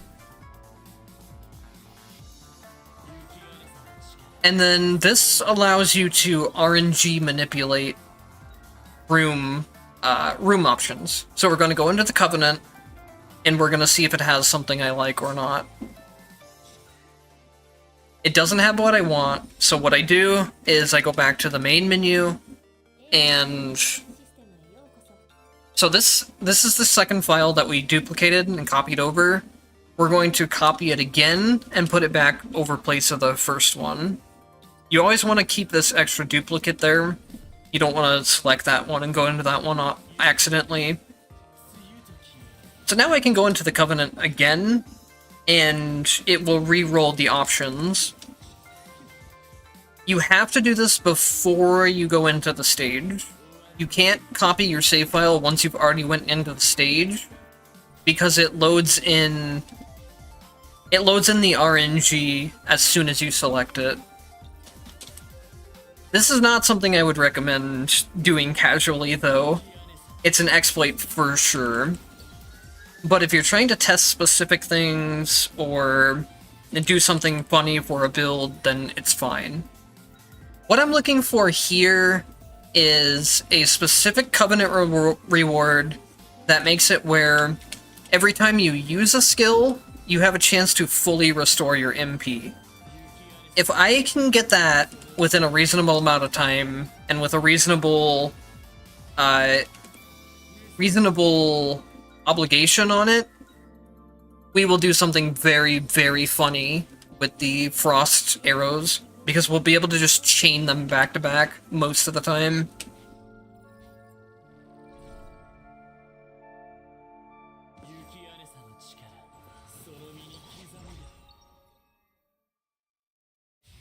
Ideally, it shouldn't take too long to do this, but it could take a little while. So if it gets to the point of where it's taking too much time and people aren't wanting to watch that forever, just let me know and I'll move on.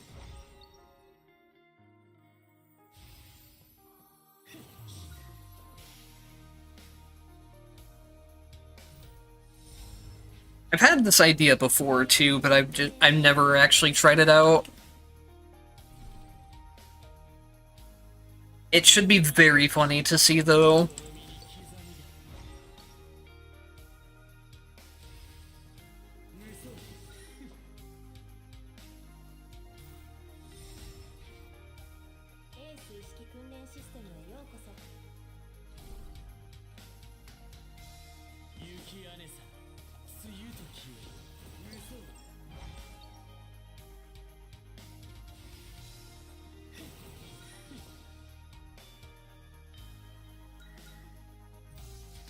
Usually it does not take this long for me to re-roll into what I need, but it's just, it all comes down to luck, even though you are manipulating luck.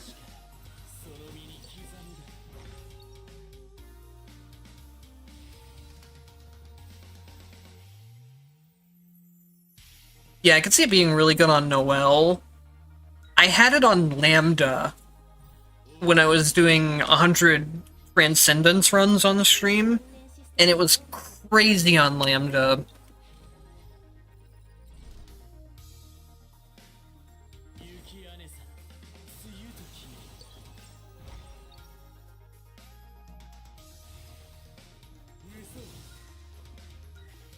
Here we go.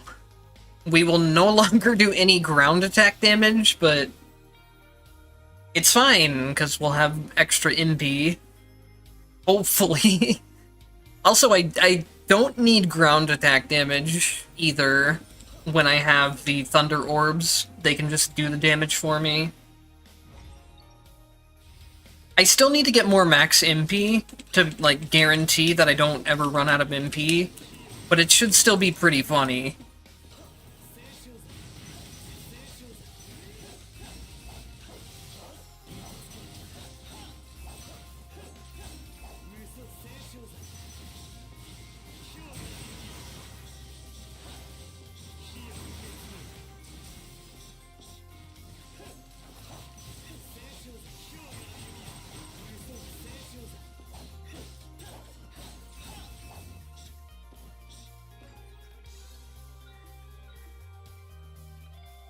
I wonder if he has blocking frames during the Zero attack. I would assume he does.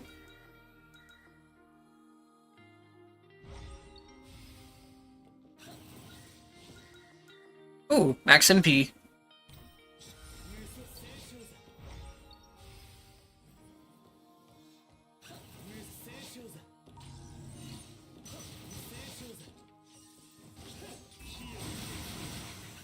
Oh, that's interesting, actually.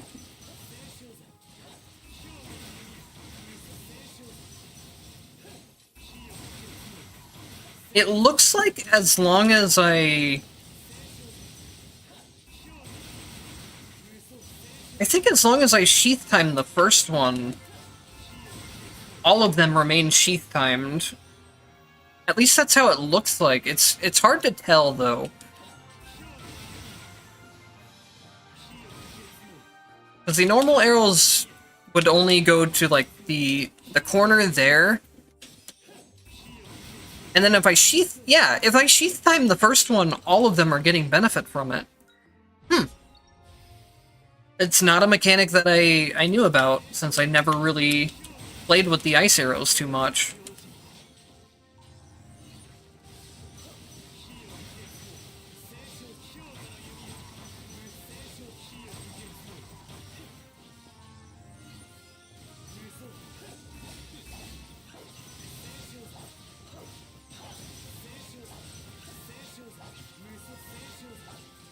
I'm not getting too lucky on my 30% chances. It's just funny when it does work, though. I'm curious about something else, too. Okay, yes. The cheap NP-enhanced moves do actually count as being a skill in terms of the MP reset as well. I knew they counted as skills in terms of, like, tactics and stuff, but who knows how they work in terms of this. Things can work very inconsistently in this game. I was hoping for some more MP in the sortie show. You know what? It's absolutely crazy, but I'm going to pass up on a potential space for MP for once. I would basically never do this otherwise.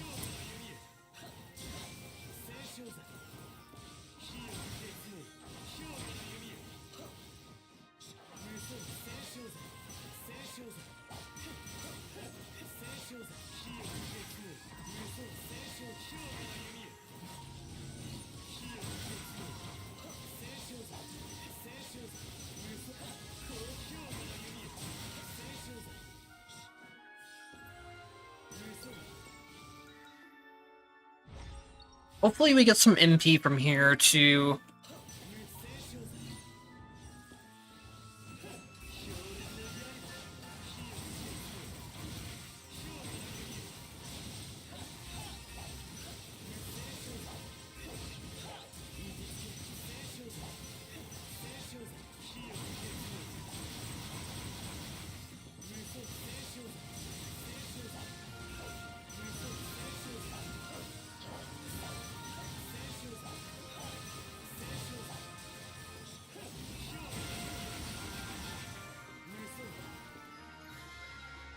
I feel like sometimes it's not letting me overexhaust the MP.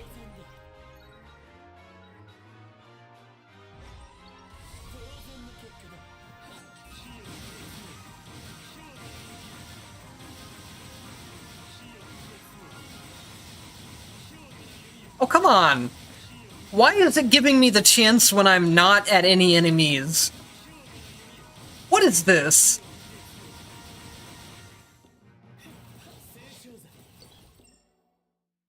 I just wasted all of the RNG for the entire rest of the run. I can't believe it just completely works when I'm not trying to do it on enemies. And then it just barely works at all when I am.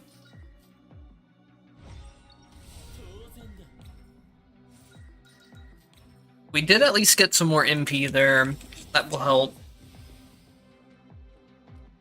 And then I will be able to stack a lot of MP if I farm through Omega Sector, which I probably will.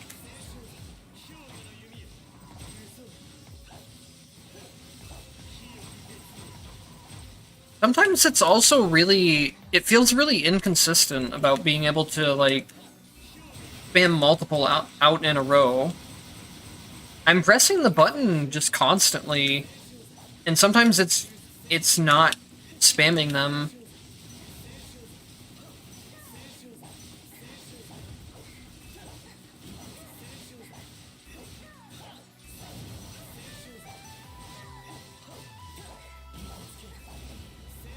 Oh, she died.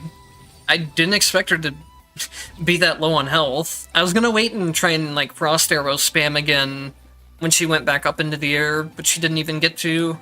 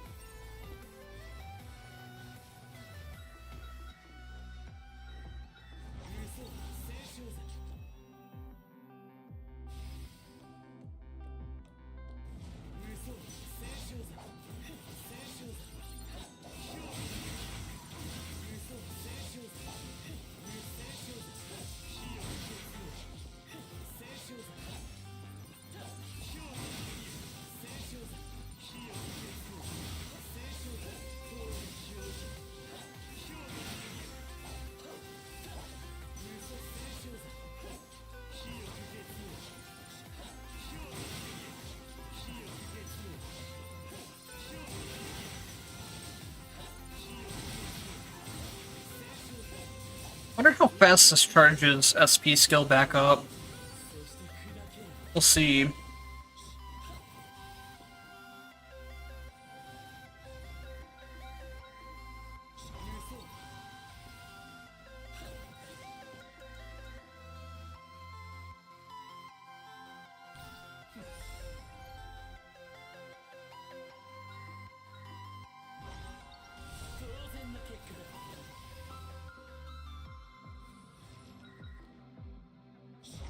Oh, this boss is not going to last long.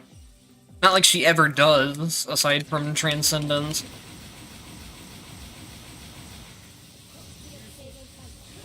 I didn't get a single reset in all of those.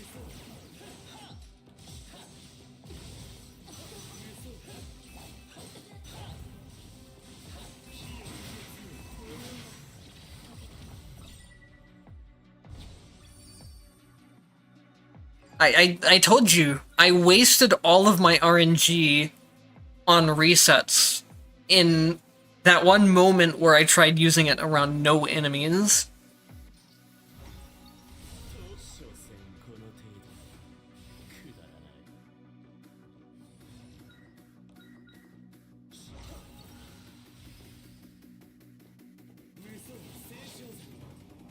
I wish you could take Covenant buffs into stuff like the boss rush, but I totally understand why you can't, because they're so broken.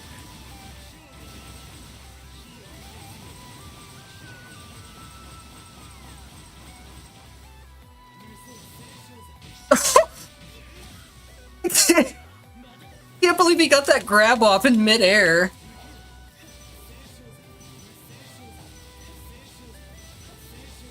I wasn't expecting to just, like, fall into the grab like that.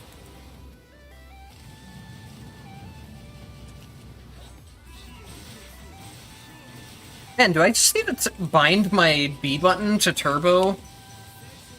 Like I said, I don't know why it feels like there's a lot of inconsistency in getting the, like, consecutive shots off. Unless I just need to mash it even faster than I am.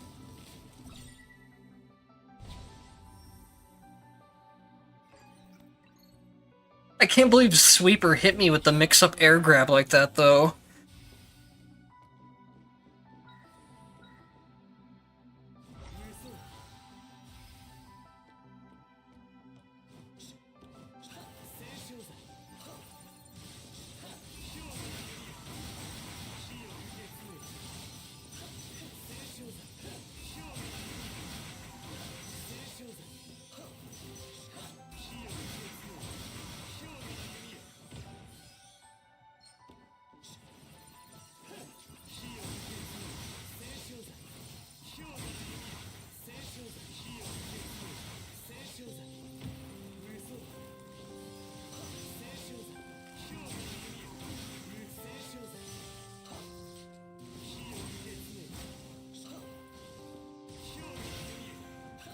could definitely set up a run off camera that has like 1,000 MP, or at least over 500 MP, and then do a funny video that way. I'd probably have to like RNG manipulate things a bit more to get really high MP.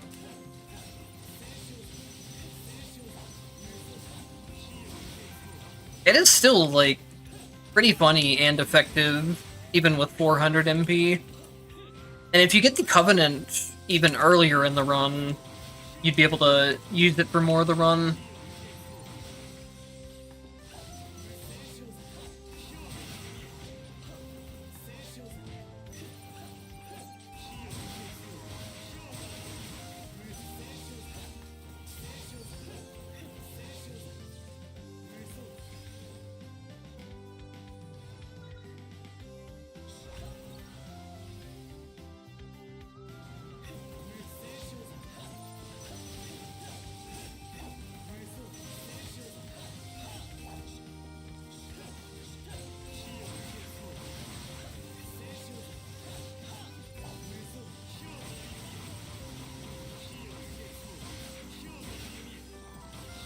Oops. I lost control for a second. I didn't expect to just get like a delayed MP reset there.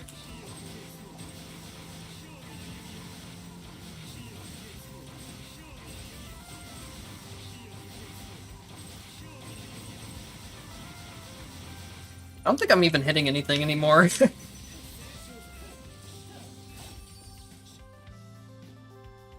Let me try...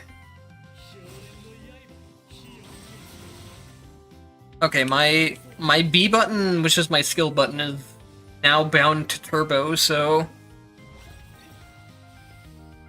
maybe there'll be more consistency in how quickly they come out.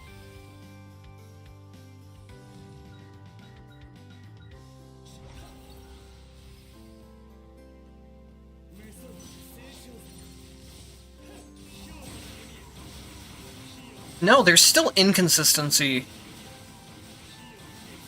And I'm pretty sure the turbo on this controller is pretty fast. So I don't know what's going on with it.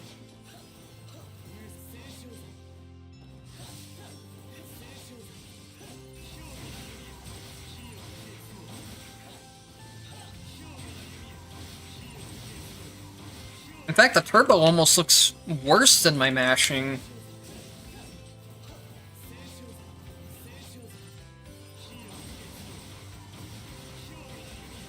Yeah, it's doing worse somehow.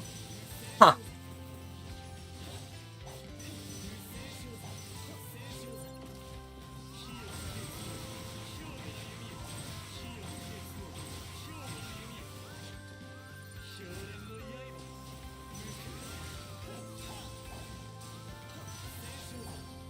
What the?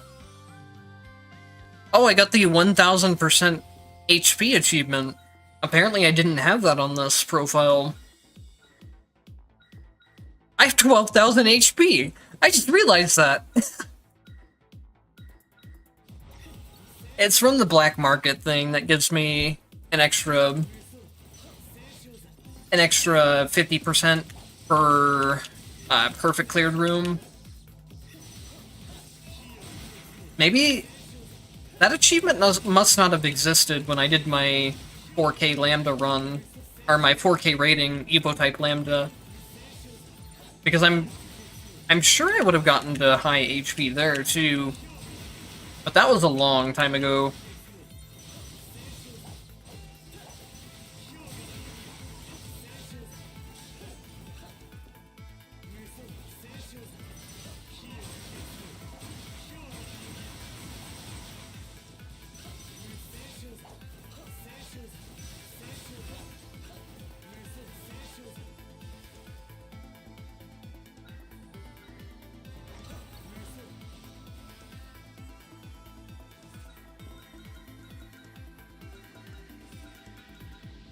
Oh, MP cost. That's huge. And I'm also just not... I'm not going to buy potentials anymore. I'm going to save all of my money for MP.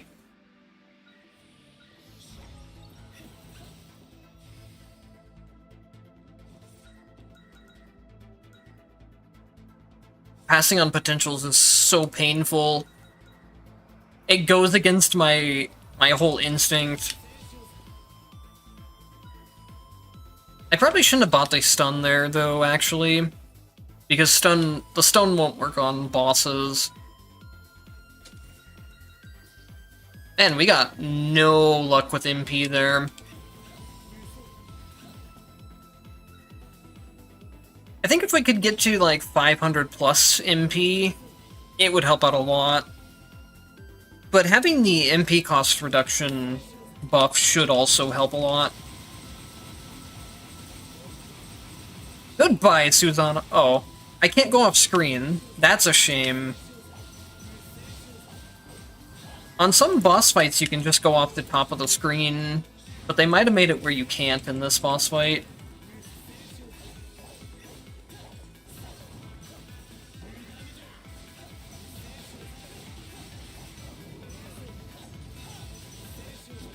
I'm gonna let my MP fully restore, and then I'll do another volley of arrows. There we go. Although, yeah, I want to wait till phase 2 now.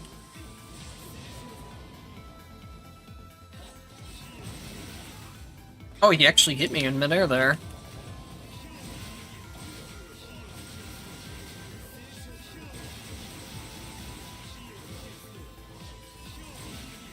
I'm getting so much aerial height that it makes the arrows stop hitting sometimes.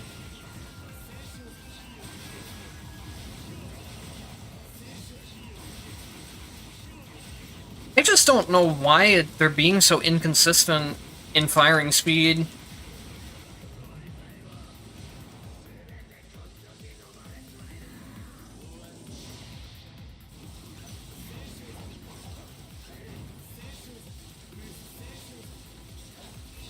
Alright, here we go.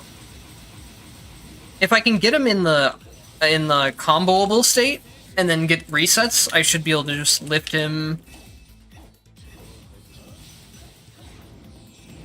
So I'm gonna wait till he's comboable again. Which I think he should be after that move? Yeah.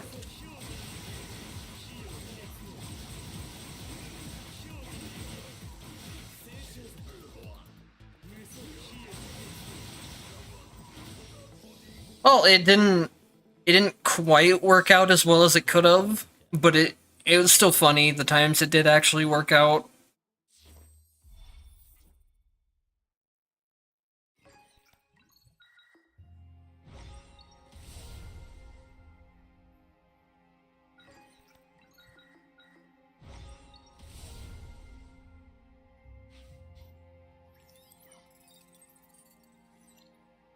Trying to remember where my 1000 MP Jin would be. He'd be on this profile or not.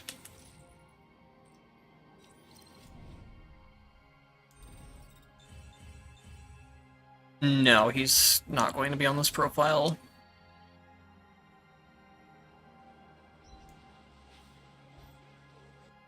Yeah, I think if I wanted to make the build like actually a strong build, aside from the like really broken stuff that I got there, I would just want to run Frost on skills to scale their damage.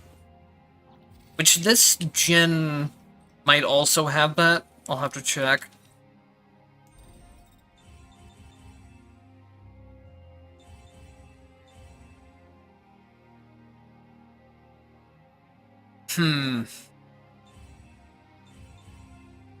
Hopefully I might not have the Evo type anymore.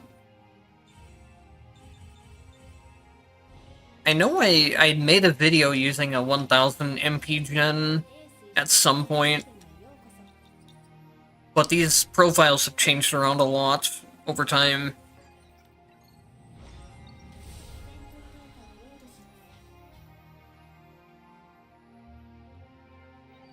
I'm glad it was an entertaining run for you, though. It's still a pretty cool thing, even if we didn't get the best luck with the resets themselves.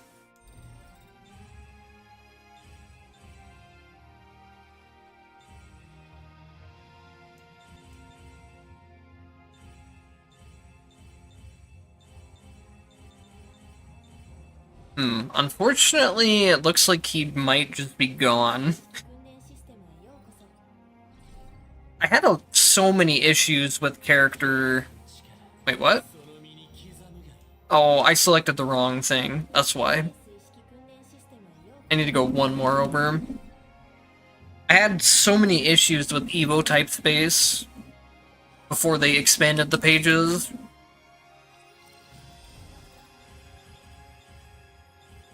So I ended up having to delete a lot of characters that were very good.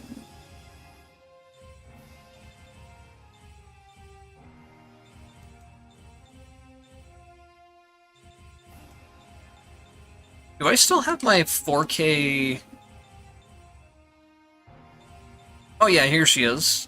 A 4.2 thousand rating Lambda with 20,000 HP. That's the highest Evo type rating I've been able to make so far. But this does use the same save loading abuse to make sure I get the right Covenant and Black Market for it.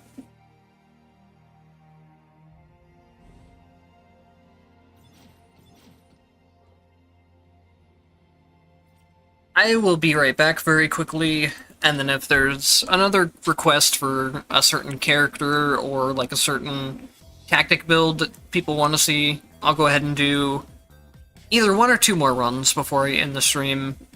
But I will be back in just a couple minutes first.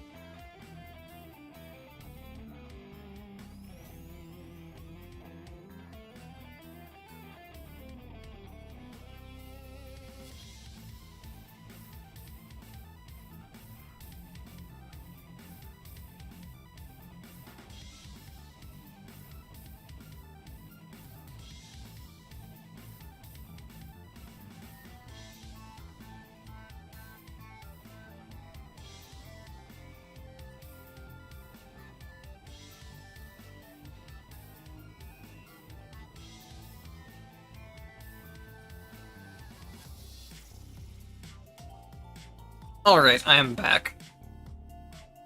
This screen was so much of a pain to make, by the way. I used it for the thumbnail of the stream, and then I have it on a Be Right Back page. It was such a pain to make, but I am so happy with the way it turned out. I had to casually just put my OC in one of these slots, because it would have bothered me if one of them was just empty, and there's 13 characters in Entropy Effect, so having an extra one was really hard to design around and figure out what to do with the extra slot.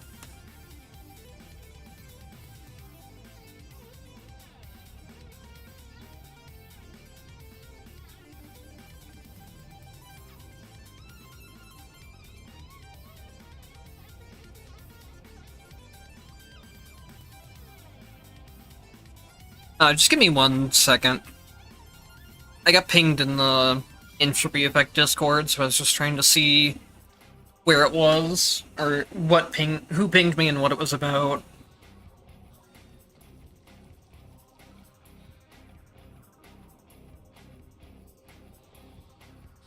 I can show you the solution for having a hard time with Kokonoe's dash. And that's just, you delete everything before they have the opportunity to hurt you. Kokonoe is... I consider there to be like 4 characters that are top tier in this game. And then basically any character other than those 4 are just in a next tier. I don't think there's any bad characters in this game, but there's definitely 4 that are capable of just, like, really insanely high DPS. And those characters are Lambda, Kokonoe, Hakumen, and Rachel.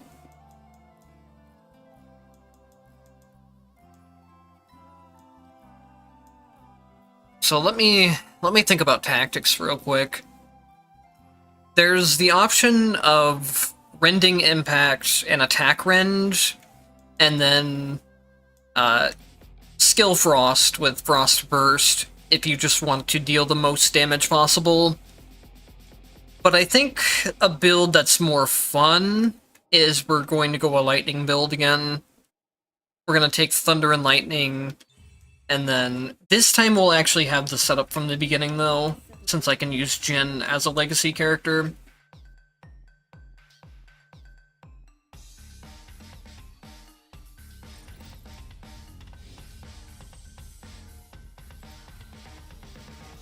Kokonoe's Light Wave Abuse got patched. You can't do it anymore. But even then, honestly, screw the fun build. I'm gonna show off how broken she really is. I'm gonna go the full damage build. Yeah, she doesn't need that whole Light Wave Abuse that I used to do with her.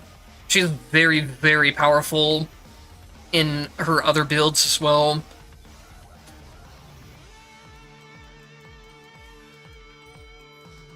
So I don't need lightning anymore. We'll go back to acceleration. I think this is just a very, very good mind crystal in general. It's pretty easy to stack up to high counts on most characters, even if you lose the damage bonus, and it stacks up to a lot of damage.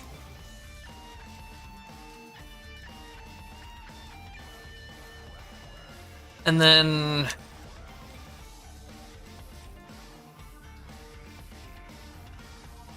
I want the extra MP stacking again for Kokonoe from Curse Boon.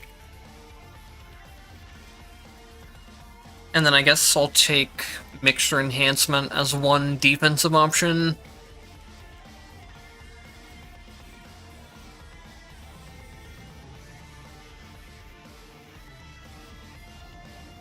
Yeah, I can definitely understand.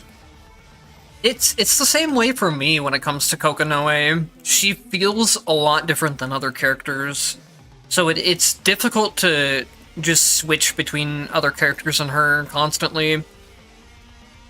So she does actually surprisingly have a cold attack build as well. I think the skill build for her is a little more straightforward and easy to play, though. And I think it also probably takes a little bit less tactics to get going. Do I have a... Yes, I do have a Jin with attack rend and rending impact. So this tactic setup is just made to scale the character damage as high as possible. Attack rend doesn't really do a whole lot, but rending impact boosts the character damage, and then skill cold also makes skills deal a lot more damage. If you're ever going for just character DPS alone, and you don't really care about tactics as much, this is the best setup to go for. The early game is definitely going to be a little bit awkward with Coco, especially with these tactics, but it's not going to be anything too bad. Especially if I can get a very specific potential early on.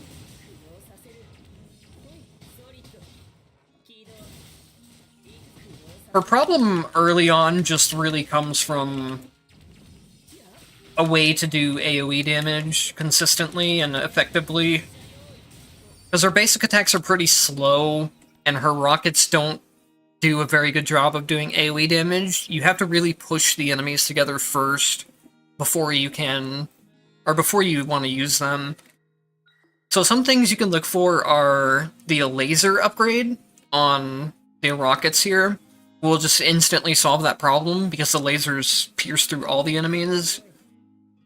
Heaven's Judgment is very, very good to build into, but it's not as strong until you get the tracking on it. Oh, wow, perfect. And then this one, if you ever see it, I recommend just always getting it on Kokonoe. It's one of the reasons why she can run Attack Frost, and it's just very, very strong. You wouldn't ever think it would be, but it is. It's the jump upgrade, where she continuously generates splashes in a large area.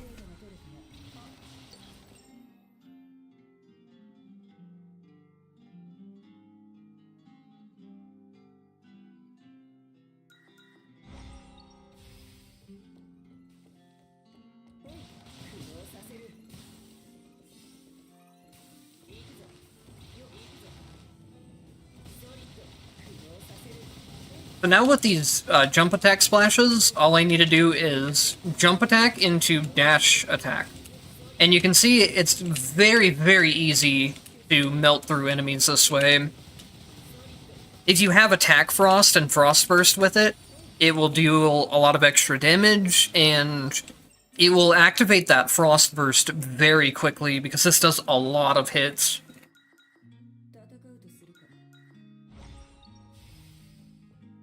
So this is one way. I see you mentioned like your issue is getting the actual beams to hit because you have to either have the homing on them or use them in a very specific way. This is a very easy way of dealing damage without it being a situational.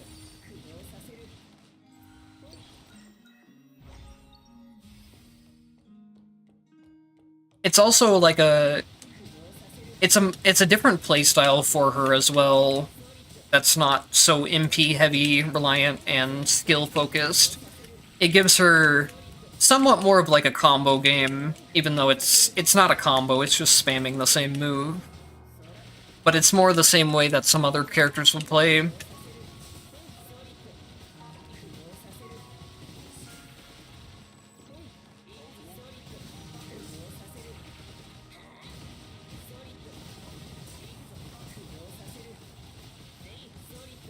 Also, one thing that does really help with her skill build for lasers and stuff is if you either take black holes as a legacy tactic from one of your characters, or you try to pick them up early. That will also make things a lot easier for her when it comes to clearing out the normal rooms. Especially because the black holes work extremely well with Banishing Rays. You just put a Banishing Ray or two down, you put the black hole on top of it, and then anything that gets pulled in there will get destroyed. I guess I'll pick up the teleport. I never really want to pass up on Triple Dash anytime I see it on any character. Just such a useful thing to have.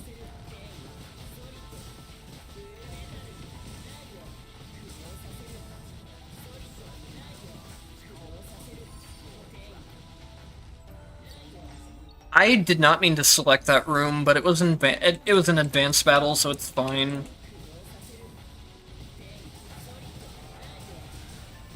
The teleports and her dashing mechanics in general just do feel weird to play until you played enough of her. One thing that I recommend doing is always just using a dash attack out of the aerial version of the teleports.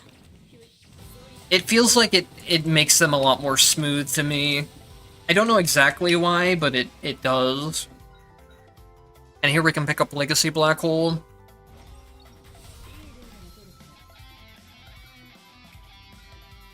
For dash slot, I will probably try and get into a Holy Mark build. But I'm not reliant on seeing it. It's just something if I do see it, it'll be nice.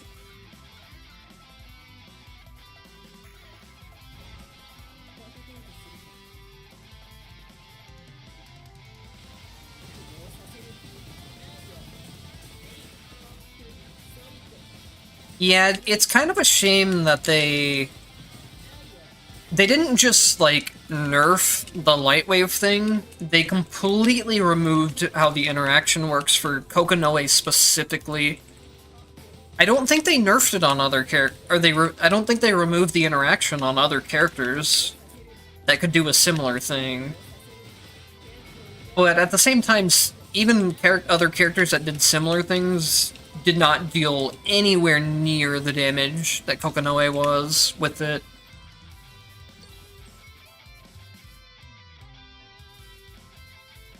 Yeah, I think Noelle's like the other character that can use a similar thing.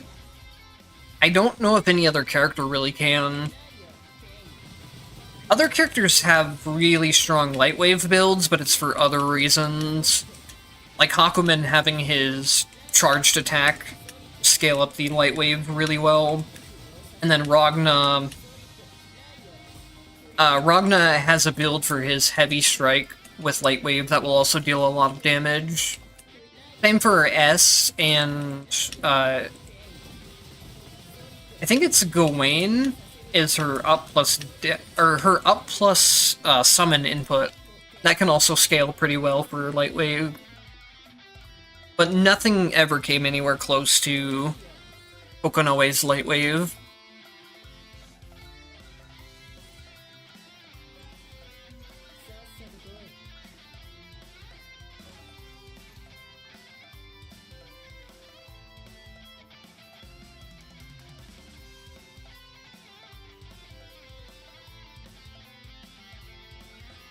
Oh, yeah, you're right. I never thought about Hibiki's Great Slash thing. That would probably work fine as well. Oh, another one is trying to think of it now. Kaukaka has a move where you do the baseballs, and then you turn all of the baseballs into... you turn all the baseballs into bombs, and those bombs count as attacks and deal pretty high damage for light wave.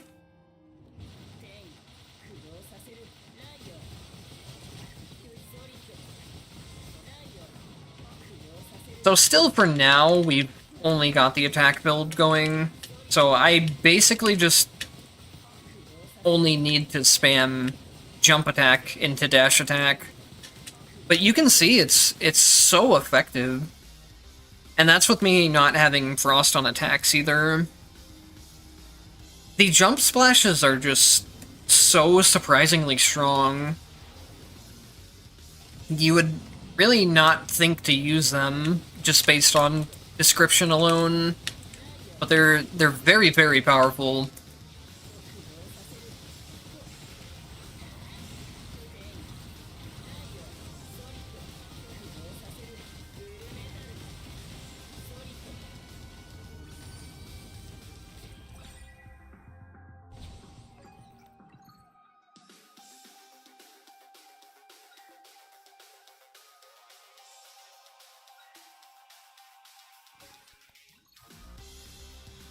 And now I will start getting into...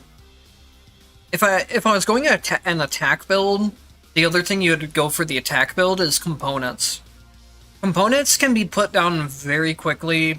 I'll just show it. It's not that it's not that big of a deal to at least go into one upgrade of the components.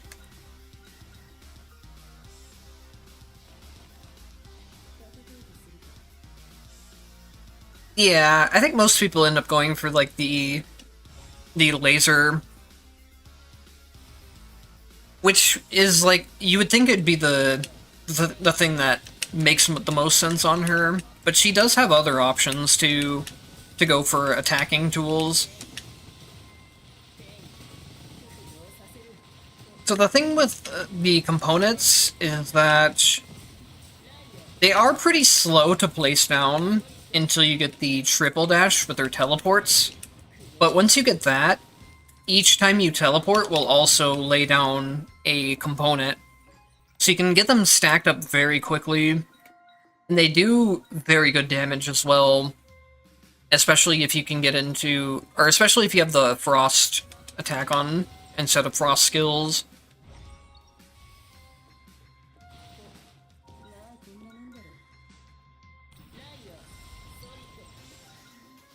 The components will stack up even faster, too, compared to how I have them at right now, because there's another upgrade that lets you have more of them down and create more of them.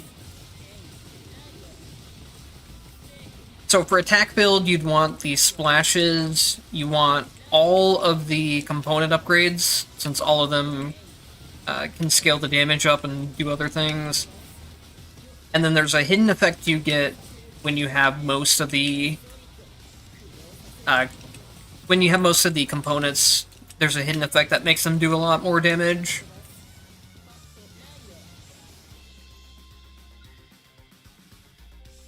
Oh, I guess we're going into a component build for now, at least, because this is exactly the one that I need to spawn more of them.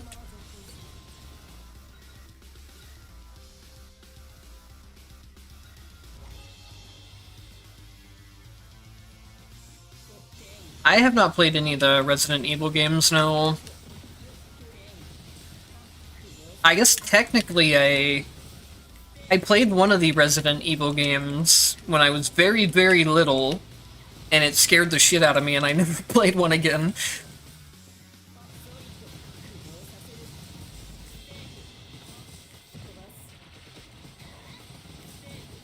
I don't remember how young I was back then, but that was when I was, like, pretty young.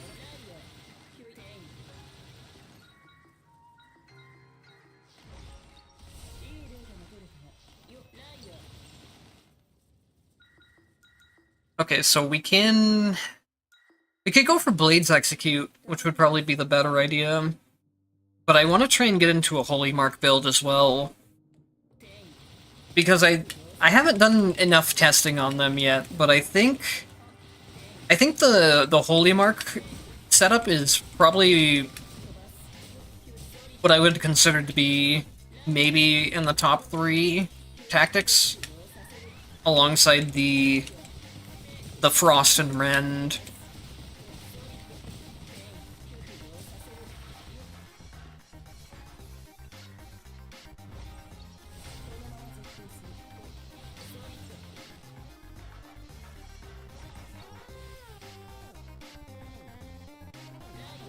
Yeah, she can definitely be pretty overwhelming when it comes to doing like a lot of her stuff requires setup. But the funny part about the splash build and the component build is that you really don't have to think about much, honestly. All you have to think about is dashing across the screen and then using your dash attack every time you do, and then just blowing them up every so often. You'll just absolutely chew through all the rooms without too much effort.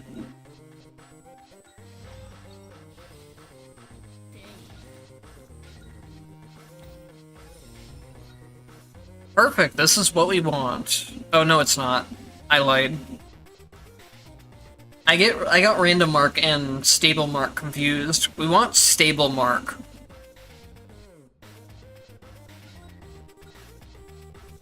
Another thing you can do for Kokonoe, especially if you're running a black hole setup, you can take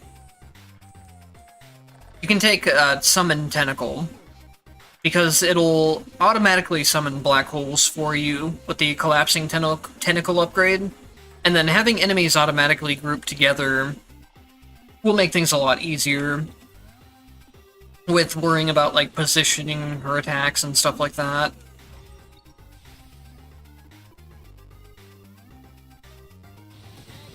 I don't think her SP skill is very good, no. It's very, very strange that Kokonoe's SP skill is the only SP skill in the game that doesn't have iframes on it. Aside from maybe, like... I'm trying to think of if there would be any examples of it. There might be some, like, really low-cost SP skill that's not supposed to be, like, a big main finisher. But Kokonoe's is a high-cost SP skill that's supposed to be, like, a finisher move. And the fact that it doesn't have any iframes on it, and has so many startup frames, makes it really unsafe to use. And then the reward for doing that isn't anything great either. The damage of it isn't very high.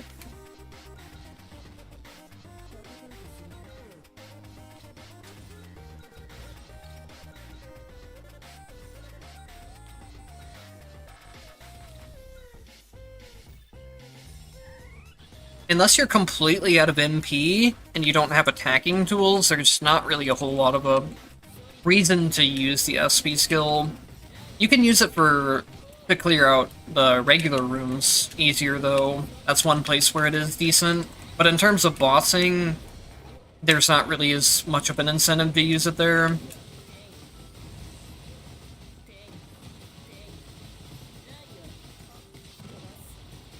So something you can do for boss fights as well with the component build is that when you have the upgrade where you can dash in any direction, you can set up components extremely quickly by dashing into the ground. Oh, this game, it really wants me to go the component build this run, so I guess that's what we're going. Another, like, one of the important upgrades is where they'll leave flames behind after they explode.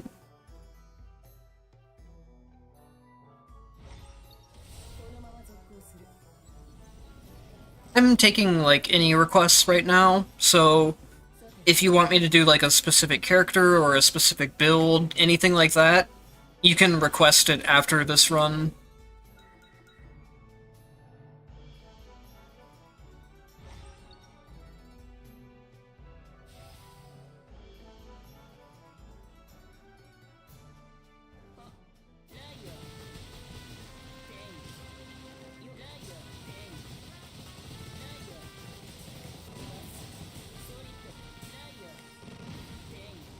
So yeah, again, if you were to, like, run the component build, if you were planning on it, you'd want to run you'd want to run Frost on the attacks.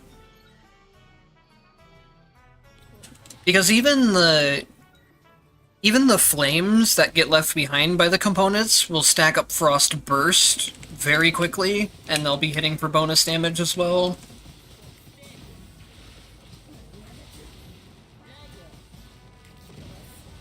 I think basically the kind of, like, holy trinity of getting a build set up for tactics would be you have Rend for rending impact, you have Frost for the damage with Frost Burst, you have Holy Marks on dashes with the Stable Mark upgrade, and then for Summoner slot you have what's it called? Summon Radiance for an even bigger damage upgrade. If you can get all that stuff put together, that's probably one of the strongest tactic setups in the game. The other strong tactic setups usually end up requiring stuff like specific red effects put together to interact in different ways.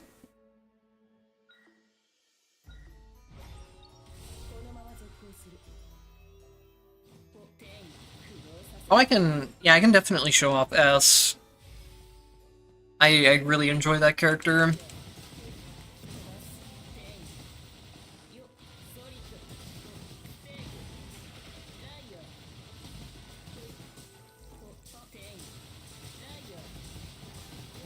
What do you mean by you struggle with rend? Do you mean just, like, activate the rend damage? Or what exactly do you mean there?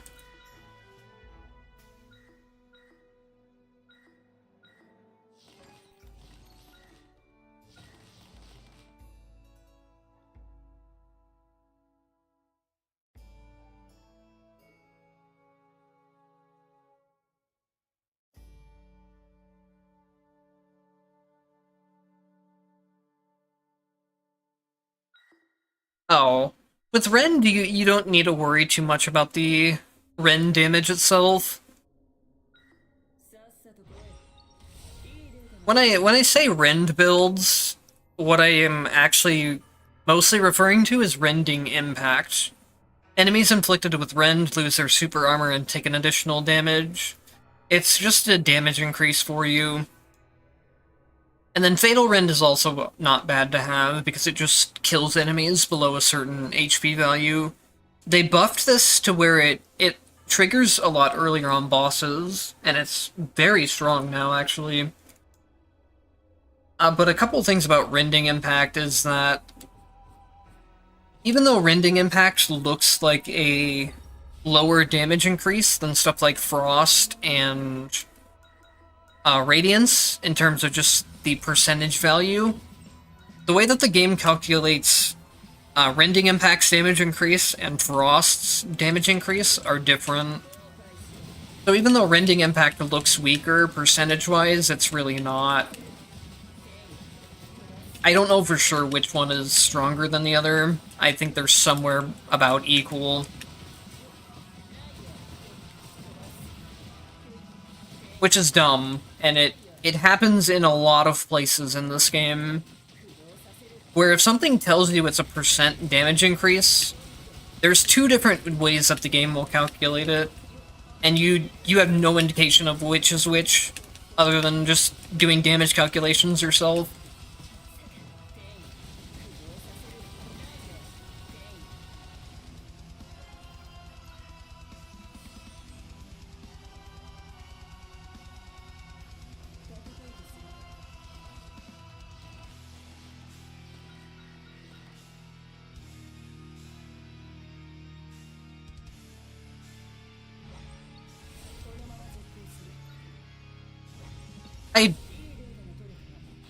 What did I just select there? I did not mean to press that. I didn't... Did I just take something I don't? It was stable mark! We're fine! It was actually the thing I wanted. I looked at chat and did not realize that I had a second selection there. Luckily, we're never punished, I guess.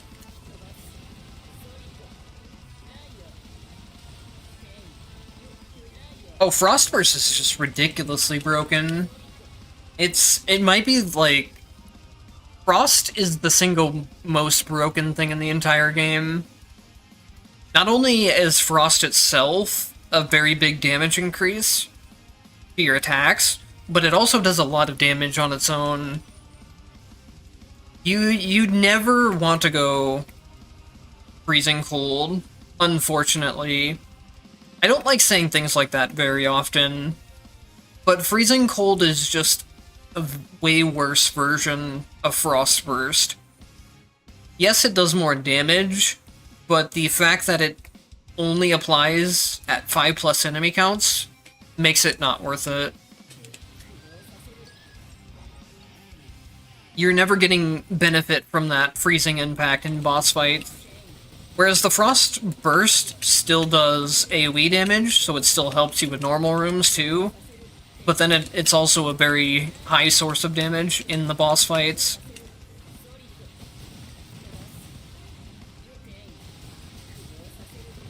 If you play S, she is definitely a character that uses Frost Burst extremely well, because her crests generate a lot of extra hits for her.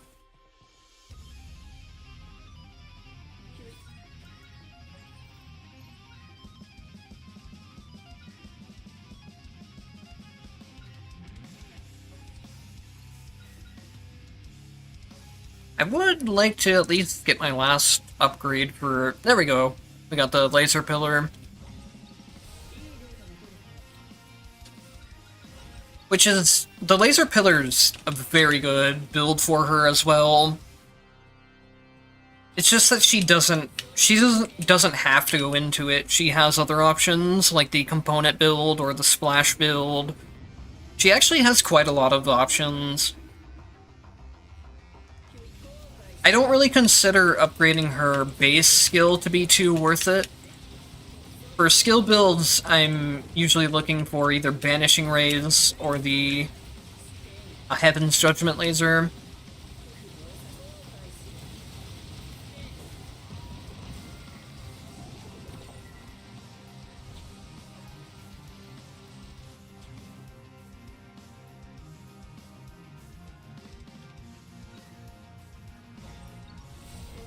Yeah, if you're running Frost Burst, you can always run it with the red effect with skill impulse.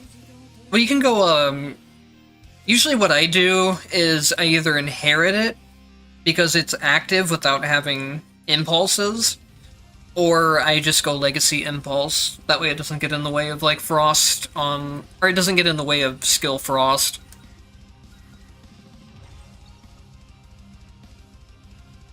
Yeah, Kokonoe, as soon as you get a good setup going with either the lasers, the Banishing Rays, the splashes, or the components, you will just melt through bosses. I think she's definitely in the top 4 for DPS, for sure, even after they tried to nerf her.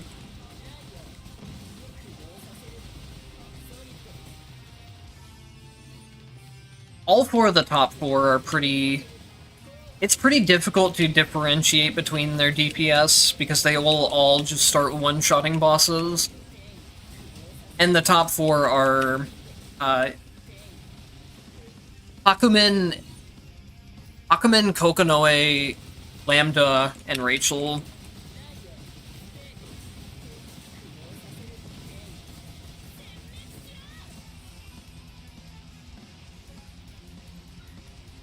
If I had to make a guess on, like, in a perfect scenario, who the top DPS would be, it would be Rachel. But like I said, all 4 of those characters can really get to the point of where they just delete any available bosses in the game. So it's kind of hard to say which one is the highest DPS overall.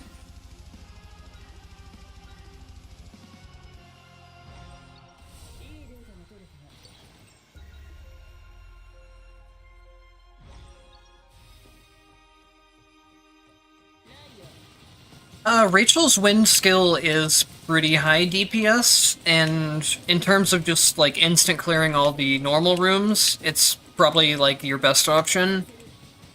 But when it comes to the top DPS, you want all of the potentials for the rods, and then her basic lightning skill itself.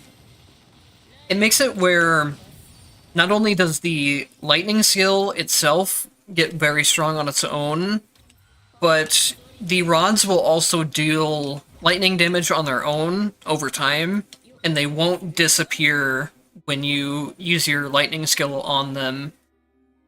So you end up with just rods that last a long time, and also multiply your lightning damage every time you use it, because every single rod you put down will also deal the damage of her lightning skill. It ends up getting really, really crazy. Ooh, I just thought of something else, too. If they haven't patched it, we might be able to do something a little bit special at Reki this run, since we're playing Kokonoe. I'm not going to spoil it, but I will try it. As long as I hopefully remember to actually go into Reki this time.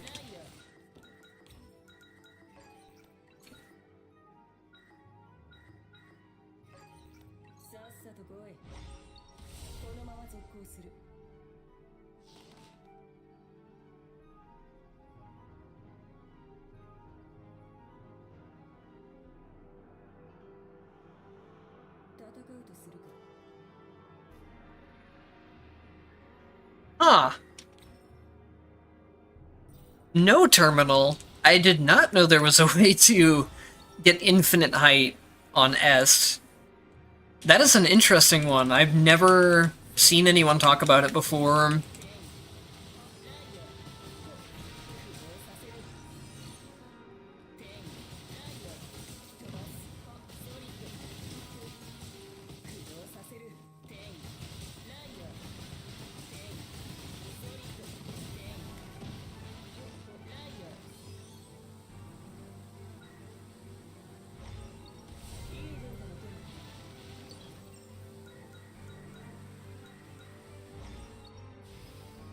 So I talked about it a bit before I ended up getting into the component build, but one of the ways you can play the skill build...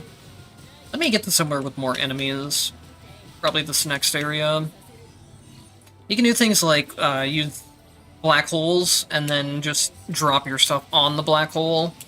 So either your bunker buster laser or your... I forgot what they're called, banishing rays.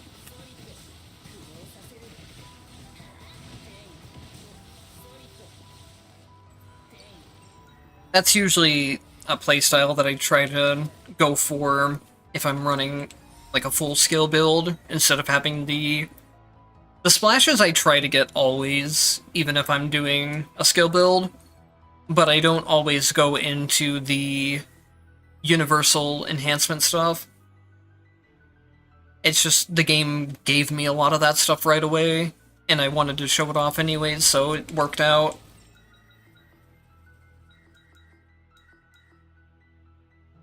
I don't actually have a lot of money for this exchange, so I guess I'll go in Sortisho as well, or instead.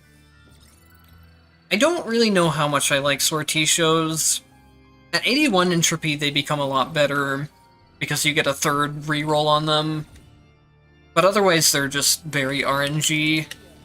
They can be nice for extra MP or stuff, but it just depends.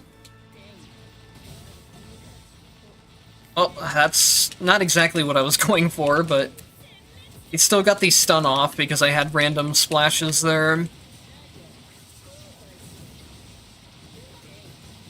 And she's gone. Tokunoi's damage is very silly if you're able to get all the potential set up for it.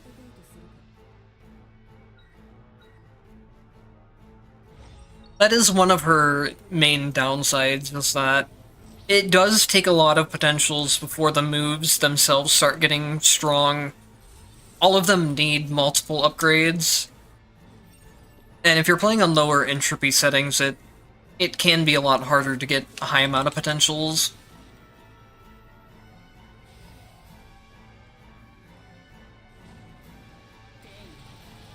Also, like, a couple other issues I talked about with her are... her early game room clearing can be pretty awkward if you don't get the splash upgrade early.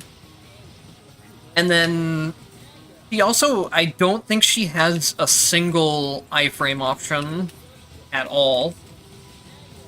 Whereas other characters at least have one, or they have multiple ones. So if you're not getting into like a really good run built around, the combination of just like her dash system being a little harder to use, and then not having iframes, it can be hard to survive on her.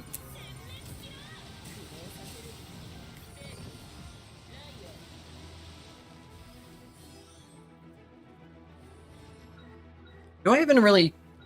I'll go into one more exchange, and then I'll just go straight into Reki. I don't really care about farming the rest of the Omega sector right now.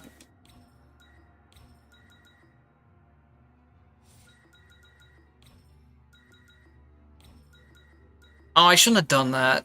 I would have rather had the MP. Oh well. Mark Resonance is not anything I need.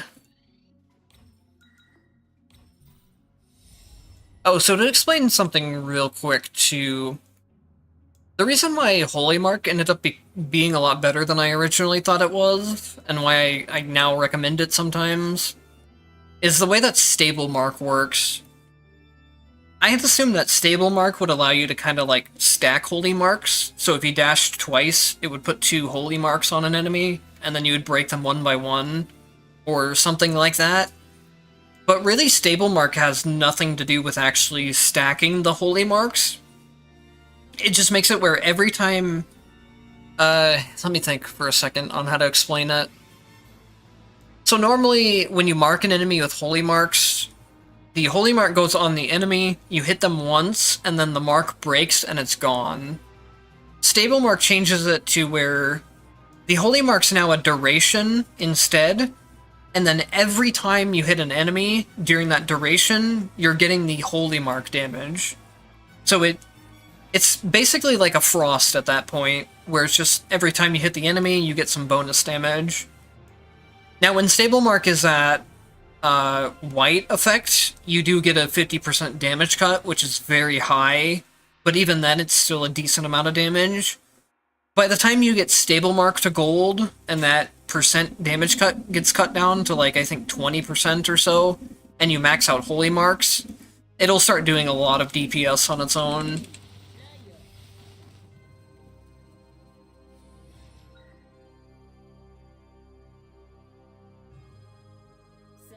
I'm glad to hear that you enjoy the videos, and I'm glad to hear that you enjoy I'm glad to hear that you caught the stream for the first time as well. You know what, let's bully this guy. I absolutely hate this boss fight, so I will take the opportunity to bully him.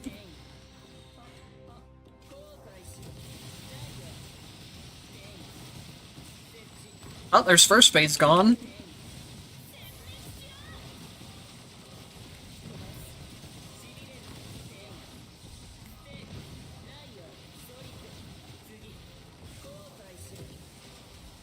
I do need to be a little bit MP efficient here. I can't just spam down all my moves yet. And now I can just burst him down.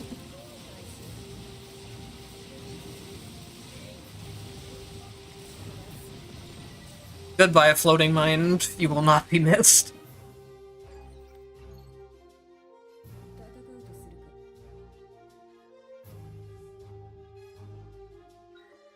Floating Mind is a very, very annoying boss, and there's been some times where he has really trolled me. The first time I went into Transcendence Floating Mind, the lasers started dealing like 400 damage per second, and he also moved diagonally, and it caused the lasers to hit in a way that just instantly one-shot my character. I have a vendetta against him after that. And I also have a vendetta against him because at one point I did a couple videos that were no damage on all of the Mind Trial boss fights. Or Mind Training. No, not Mind Training. Oh, what is the name for it? It's the mode where you can just select different boss fights to do. But anyways, I did some no-hit runs of that entire thing, and trying to no-hit Floating Mind was the most annoying thing I've ever done in this game, because his lasers will just kind of, like, tag you out of nowhere. Oh. I messed up. I'm pretty sure I messed up, actually. Alright. For the sake of having fun, we're exploiting the game again and resetting the boss fight.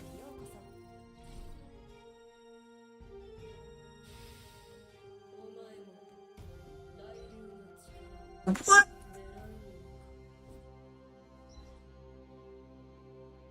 I really hope that's not the reason why the lasers are dealing a lot of damage.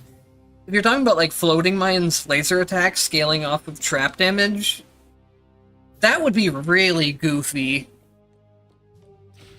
They don't really do that much damage in normal mode, though. The problem is something to do with the Transcendence damage scaling. It just sends his damage through the roof.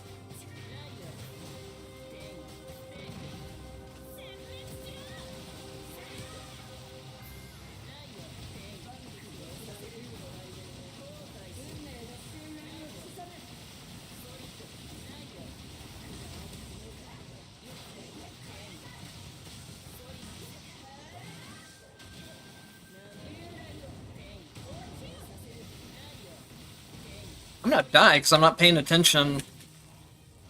I don't think it's gonna happen here either.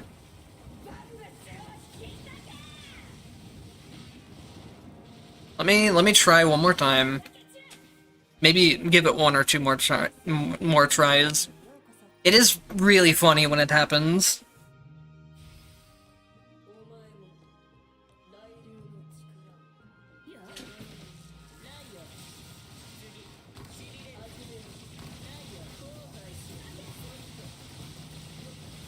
I need to do something a little bit specific to make it actually work.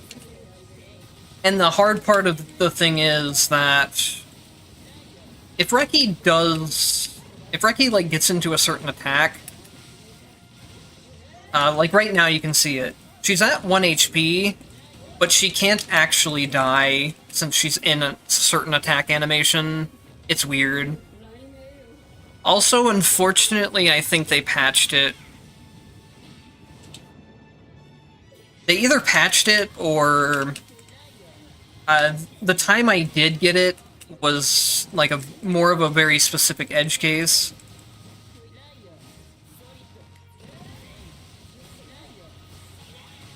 I'll show you guys what I was talking about.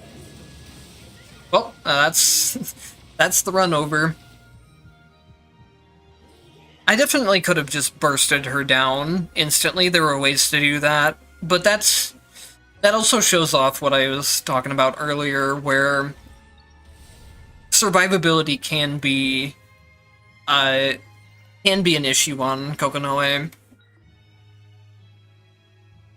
But yeah, I definitely could have won that run. Again, it's not a character issue. I was blabbing my mouth around and not really paying attention to the actual gameplay. Let me pull up something real quick. I'll show you guys what I was trying to do.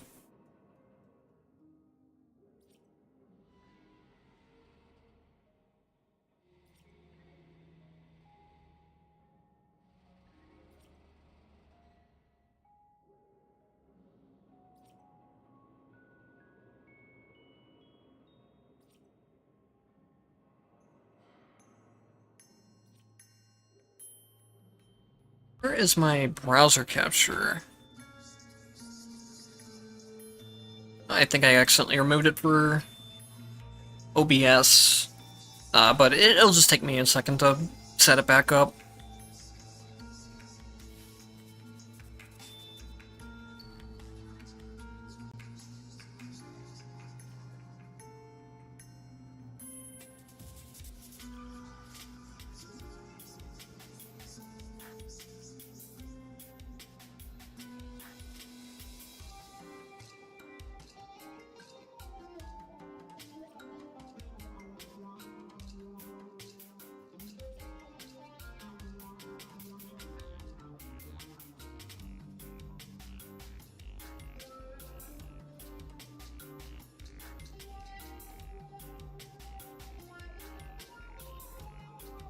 Oh, we're gonna see a bit of streamception here, too.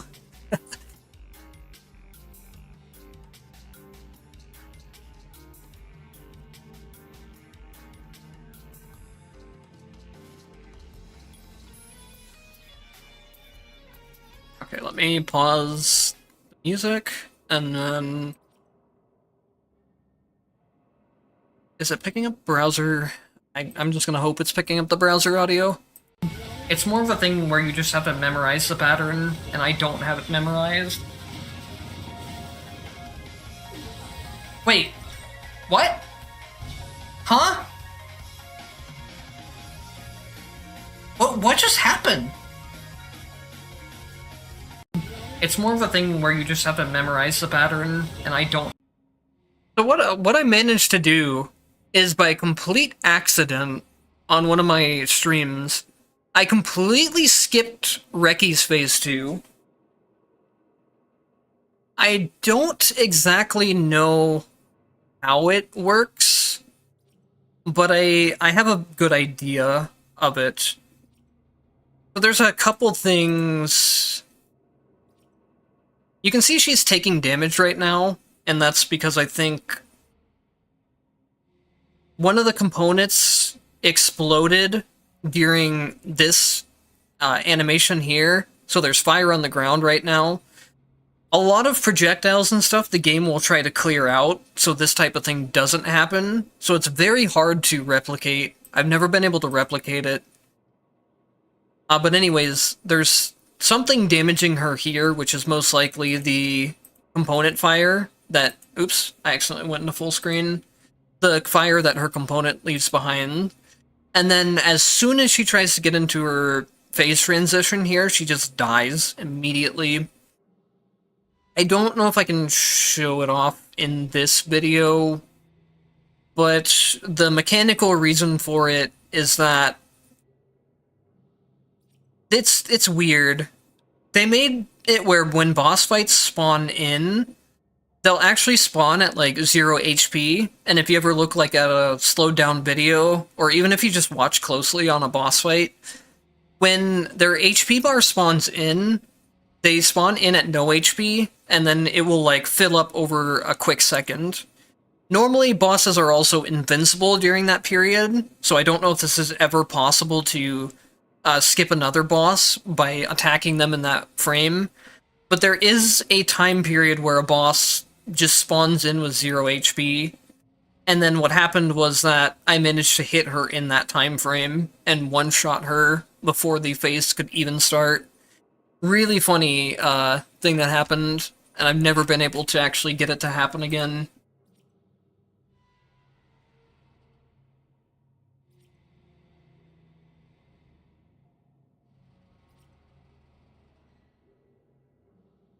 The other possibility, which there was still a tentacle on the screen too from Summon Tentacle that didn't get despawned for some reason. I really don't think the tentacle actually attacked. It looked like it was damaged from the fire, but I'm not entirely sure because, like I said, I've never been able to recreate that again.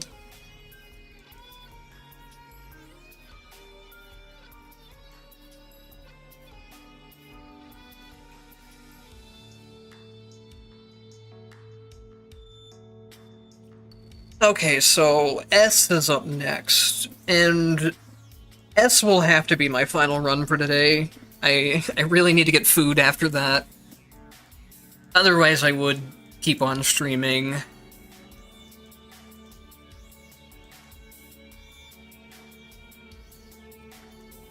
And you said you wanted an optimal S run, so we will go Frost build.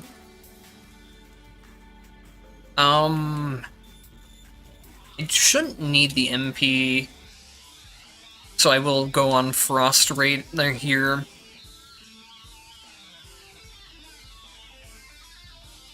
And then Exhilaration isn't something you have to take, especially if you're still learning things. But it does stack up very quickly, even if you're dropping your combo count, especially on a character like S. So it is something that's worth taking, in my opinion. Oh, look at what's going on in the background right now. These clips, by the way, are really insane. Like, I think I've done some pretty neat stuff in some of my videos, but the clips here are just on a whole other level. And that's pretty much how the Chinese player base in general is, from what I've heard. They have so much more depth about the game than we do. Like a lot of damage calculations and that type of stuff. Even frame data info on characters. They've gotten really detailed with this game. And I think also part of that...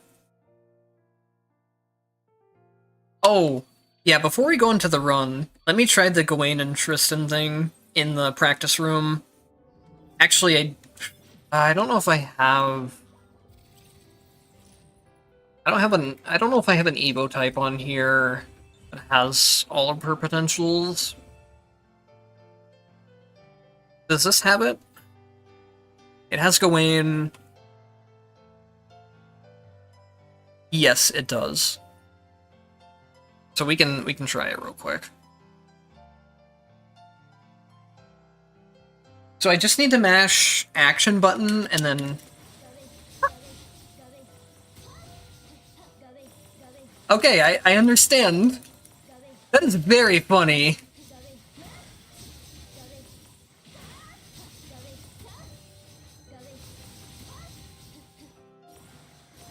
You can actually... You can do a couple cancels out of that.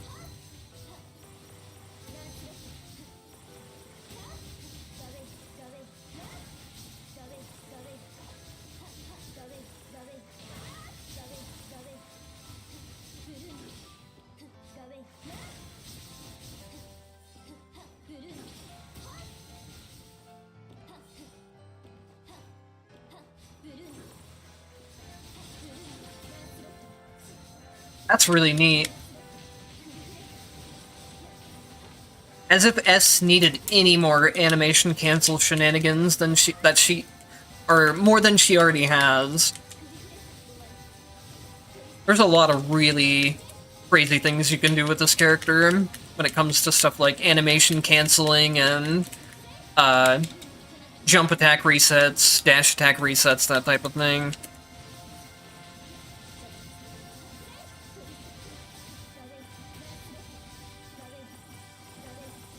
This is really funny, though. I'm glad you told me about that.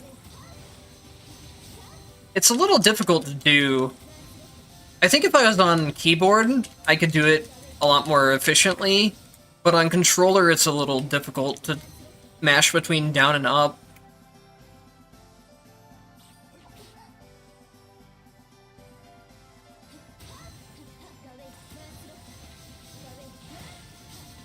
Well, that would be an easy way to get up to non-Firebite as well, when she's in her thing. I don't think I can do it consistently enough to make it high enough to get up to her, though.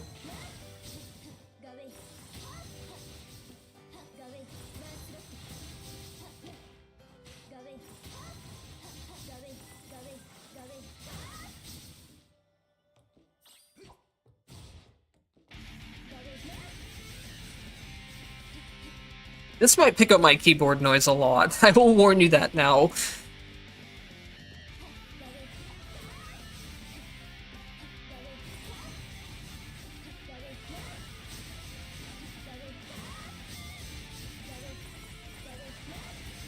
I don't know the timing for it. It is really funny, though.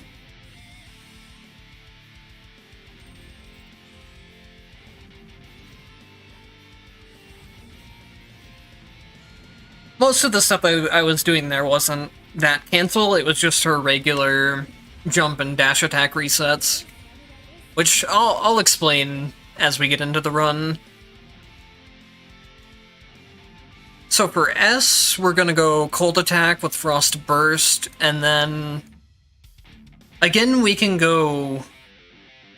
Skill Rend is not a bad idea at all. Rend is just always good with the rending impact, so we can do that. Or, I want to see if I have a character that has it.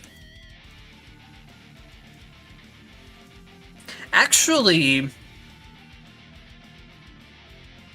Holy Mark should also be very good on S, since it's something that the Stable Mark really scales off of hit count. So maybe we'll do that.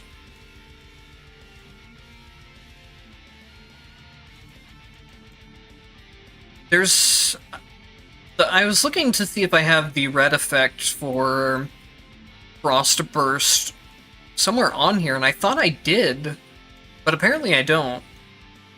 Anyways, that's not really a problem. That's something we can... Oh, here it is.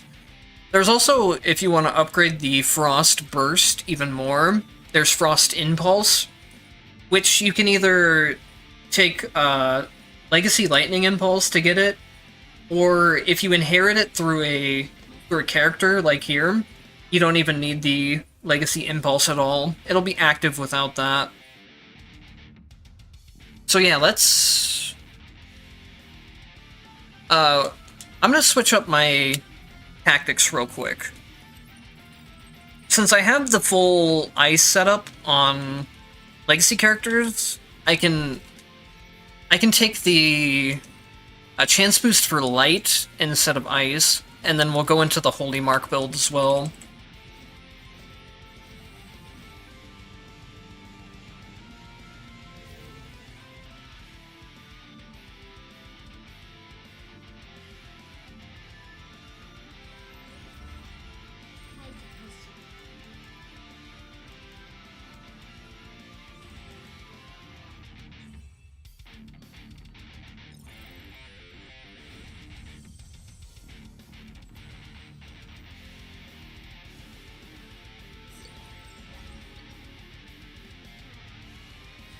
Does her down plus dash finally activate skill tactics?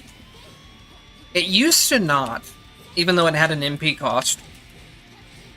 And it was the same thing for... Lambda. She had up plus dash input that costed MP, but it actually activated attack tactics.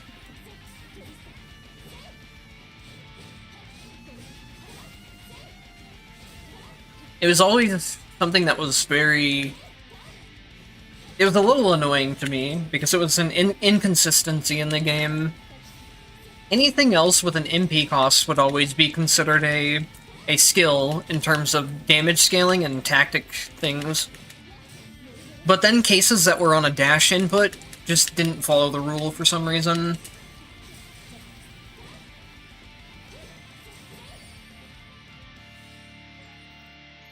I'm glad to hear that at least now it does.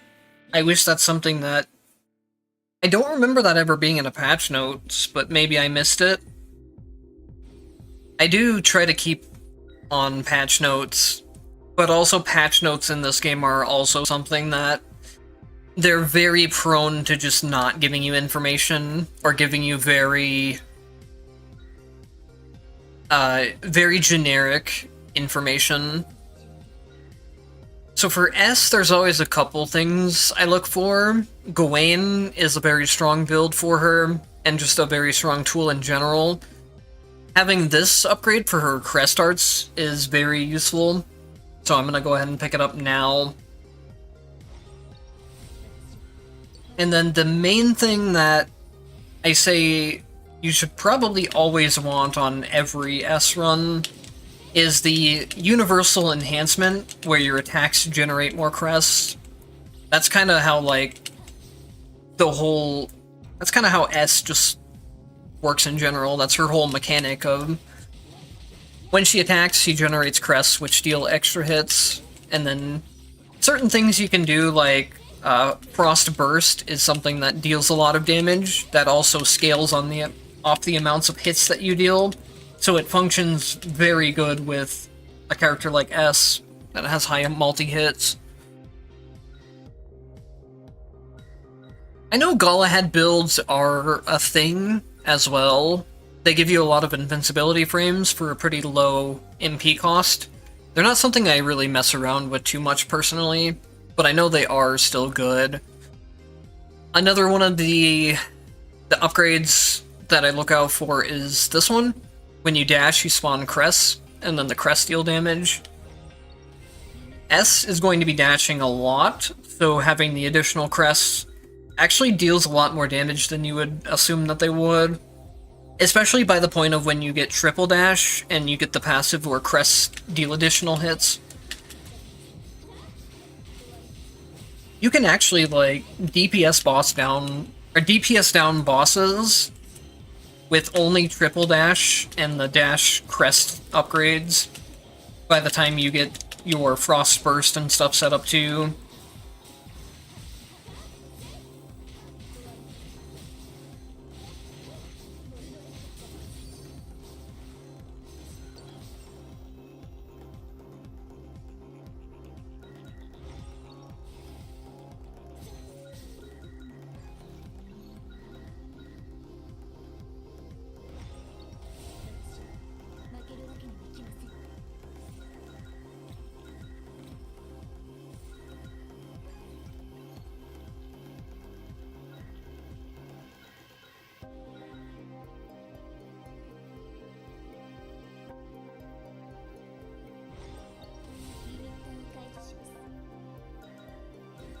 Do I even need to ascend anything?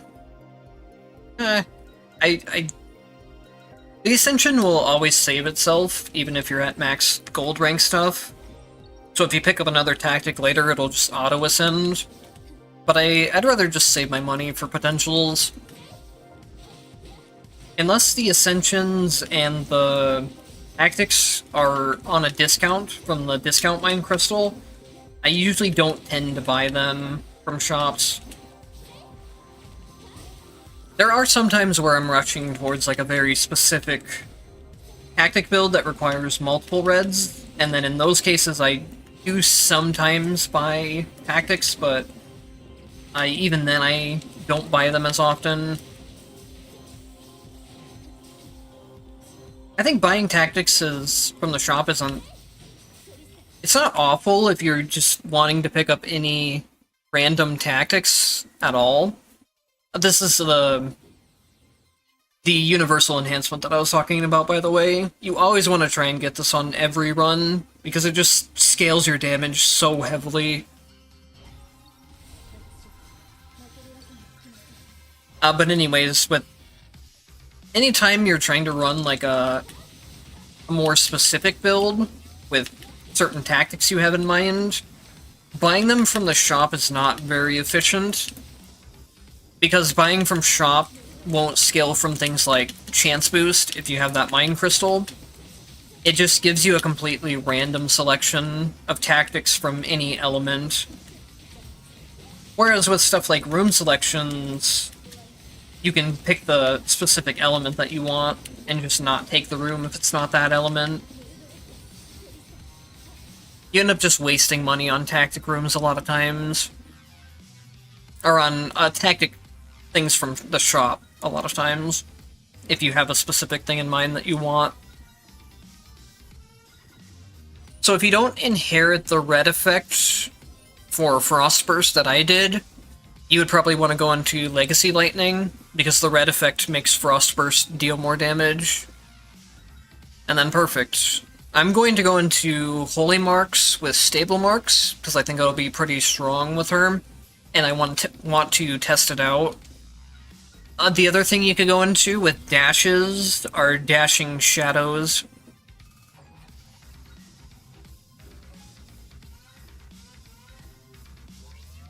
I'll probably take Summon Ice Spike as well, since I see it here. Ice Spikes will automatically apply Frost Axe, which help with Frost Burst as well.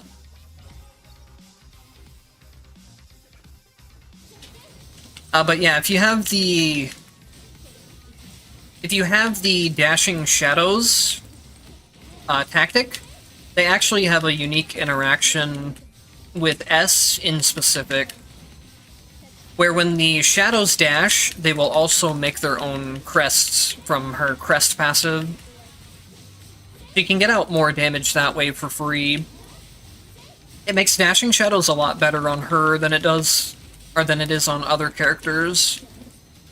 There's a couple little unique character interactions when it comes to tactics, but they're never really too...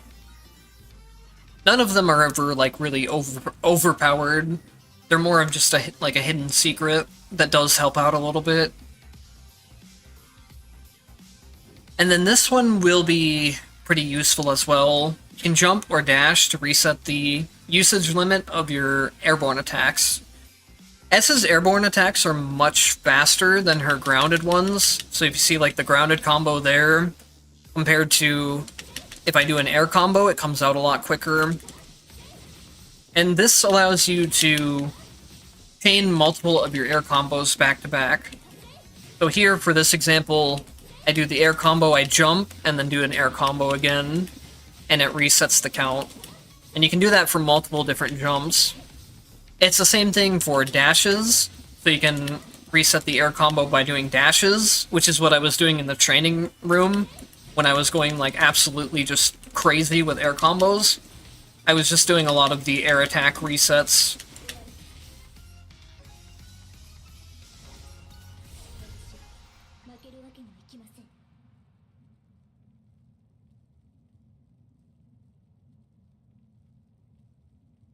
The Universal Crests deal their own separate damage hit. So for something like Frost, as you get more ways to spawn crests, and the crests hit additional times, it keeps adding in more hit counts for that.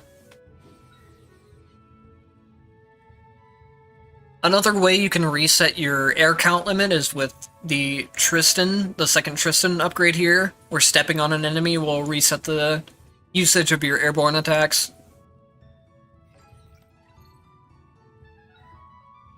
Oh, perfect, we got it here. So we can already go just really crazy on the first boss fight that we get to. This run is insanely lucky, actually, now that I look at it. It is not too often where you have this many potentials by the first boss fight, but sometimes you just do get lucky.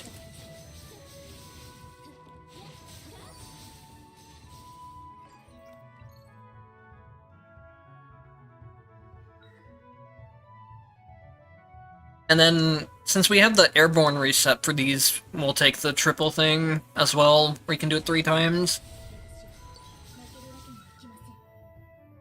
But really, your top priority is on getting the dash crests upgrade, and then the universal potential where more crests are generated just in general.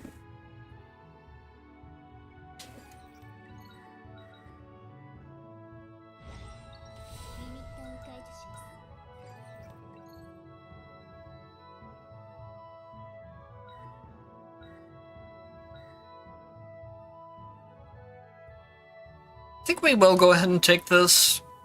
The down plus skill input and then the upgrade here aren't like strictly necessary, but they are a good source of damage, and they are a ranged attack, which can be useful.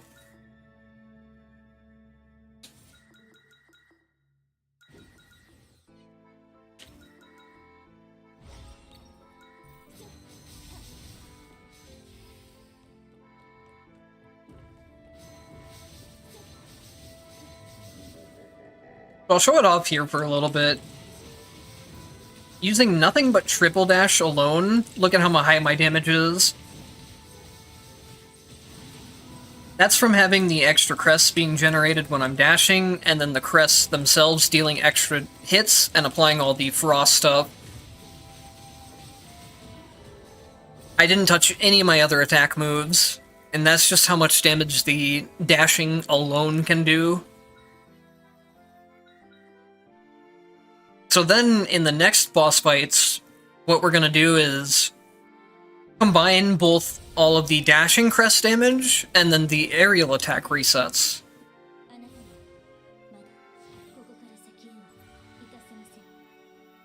Alright, Terminal.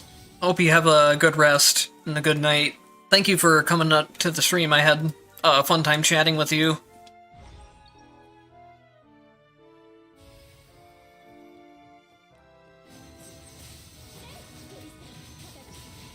Like I said before, also do keep in mind that I have a very high amount of potentials for the first boss fight, so that also does contribute to how fast he went down. The next thing I want to look for is Stable Mark, because it makes it where...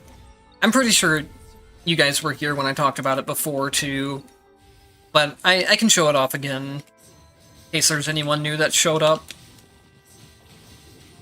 So normally, with stable marks, they'll go onto an enemy, and the first time you hit the enemy, they'll break, and just deal 1 instance of damage. What stable mark does is it turns the holy mark into a duration, and then anytime you hit the enemy while that stable mark is on it, it'll take some bonus damage. This also scales very well with the dash setup that we have for S. So I dash through an enemy, it applies a holy mark, and then every time that crest hits the enemy, they're taking extra bonus damage from the holy mark. Same thing with Frost. It's basically working in... Holy Mark and Frost are basically working in a very similar manner now that I have both of them. Or now that I have the Stable Mark upgrade in particular. It's that one specific upgrade for Holy Marks that makes it work this way.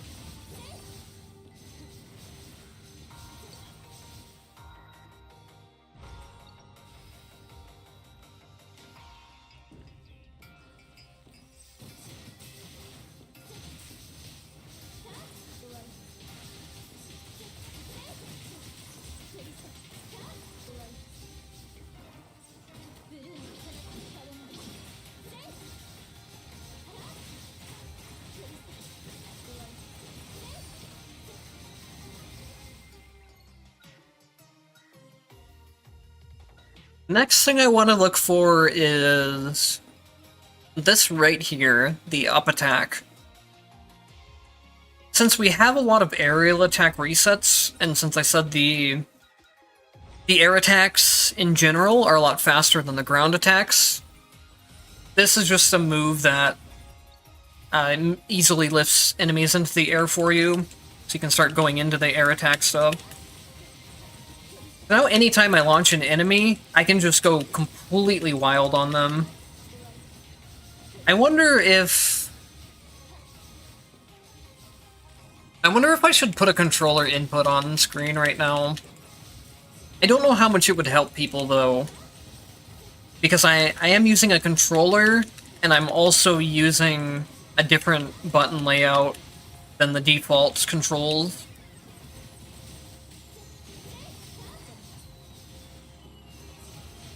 But I don't know, is that something that, like, you guys think would maybe be helpful for you? If I put a controller layout on screen that would show what inputs I'm doing with the air attack cancels and stuff like that?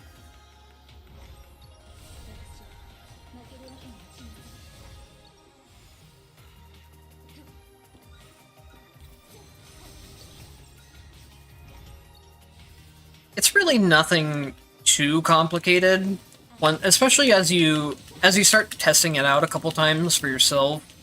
You can get a feel for it pretty easily.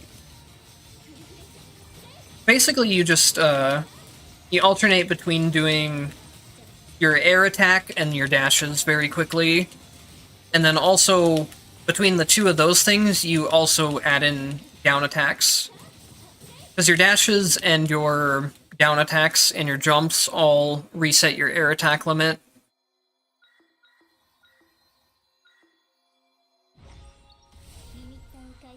So for example, like, you can do this, which is a very, very quick way of attacking.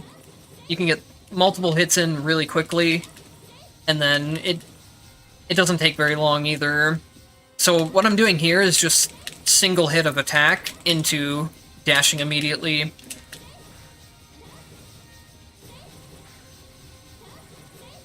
You can go into the second attack as well, but that one is a little bit slower.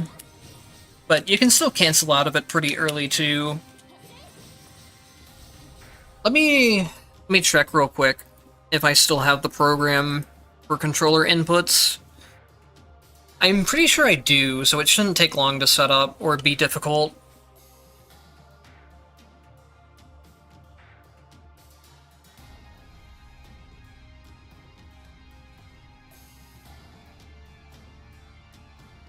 Honestly, even if I don't have it, it's also pretty easy to get.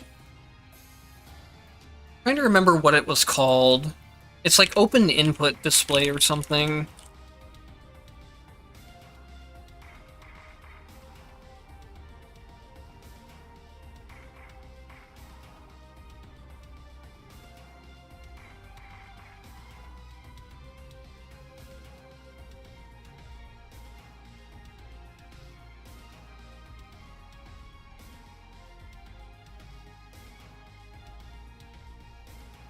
Give me just a second.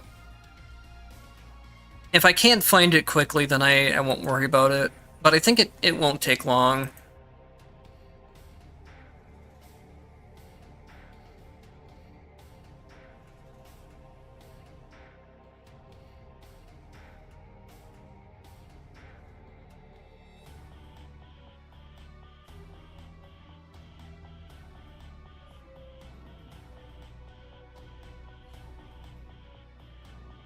Oh, it's open joystick display, that's what it is. I knew it was open something.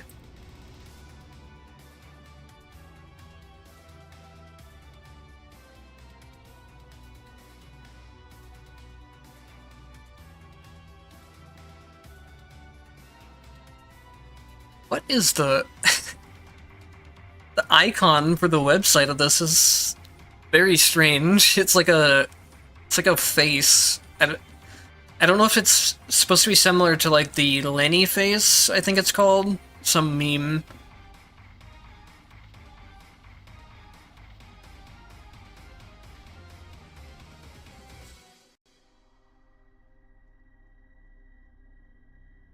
This will just take, like, maybe a minute or two to set up. It won't take long at all.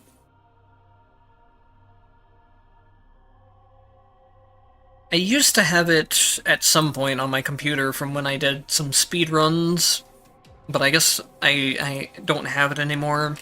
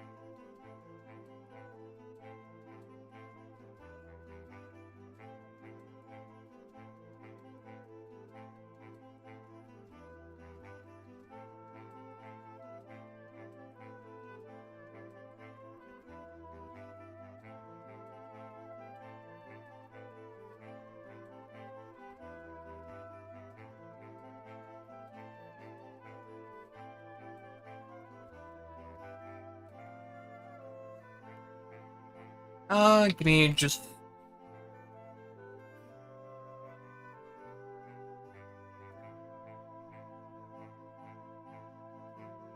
one more second.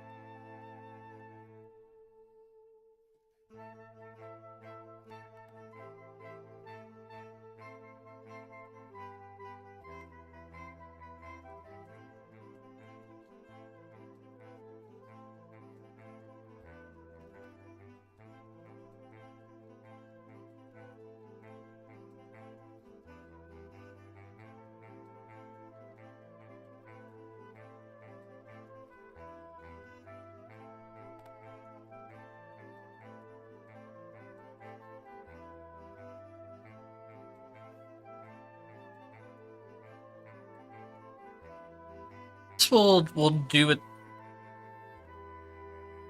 Maybe not. I don't have a good location to put this right now. At least not in this layout, so I'll have to do it like this. You can't see what I'm talking about. So basically I'm just rambling to myself like a madman at this point, but it's almost done, I promise.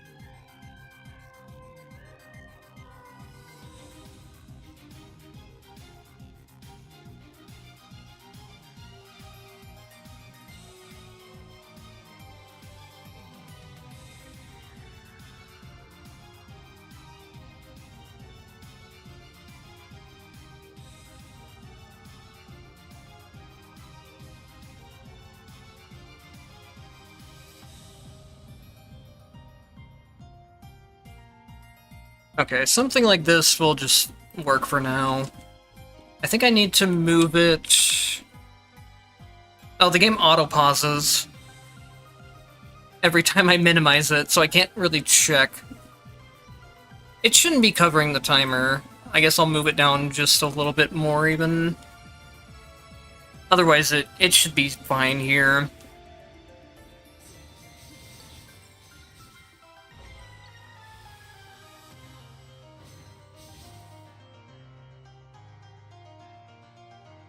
Yep, okay, it's working.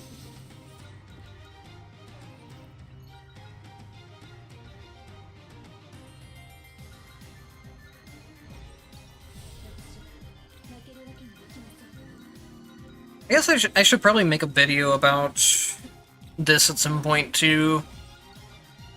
There's a controller layout that I really recommend, and that's putting the dash button on your right bumper instead of having it on one of the face buttons where it is normally.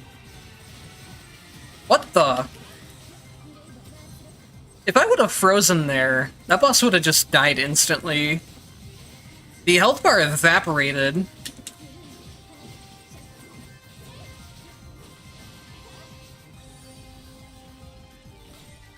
But anyways, I really highly recommend that if you play on a controller, you bind your dash button to something like right bumper, left bumper, or either of the triggers would also work.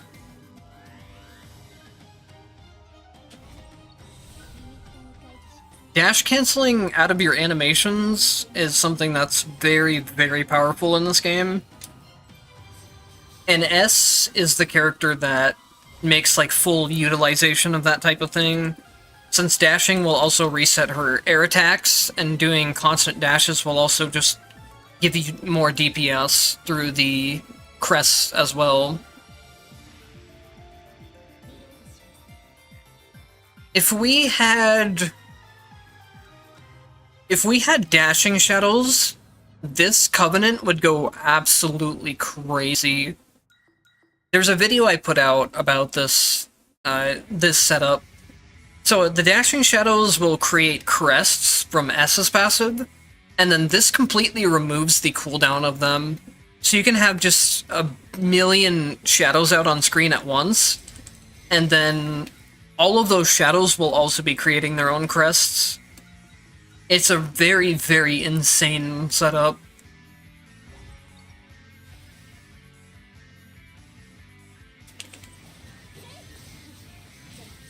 That boss breaks at a certain HP limit.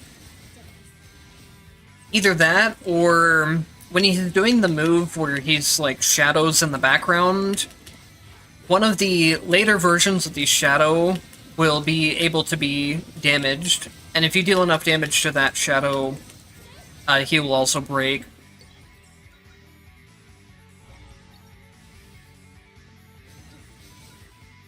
If you have Jin as a legacy character, the freeze from his legacy active will help you get to that HP threshold for being able to break him. If he's frozen, it prevents him from doing the attacks where he goes into the background or underground, at least for a little while.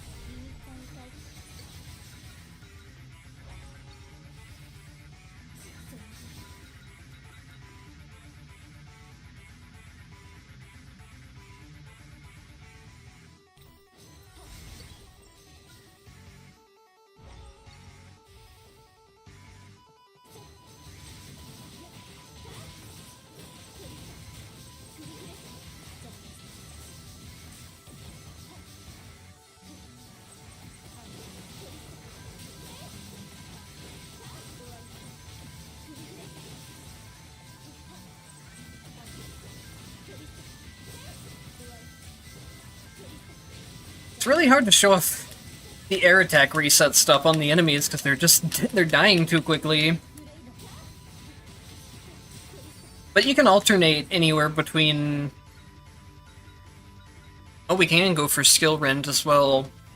That'll be nice for even more damage. Not like we need it.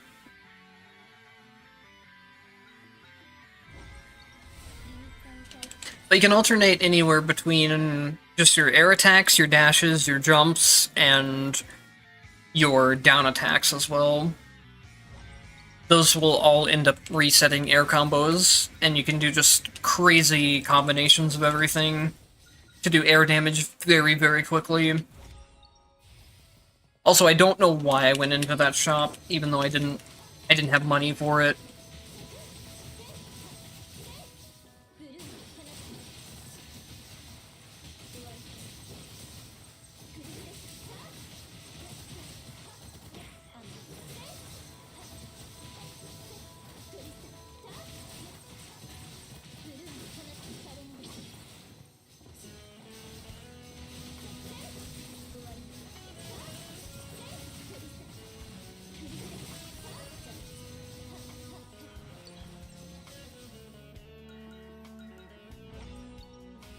Ideally, we see Floating Mind here.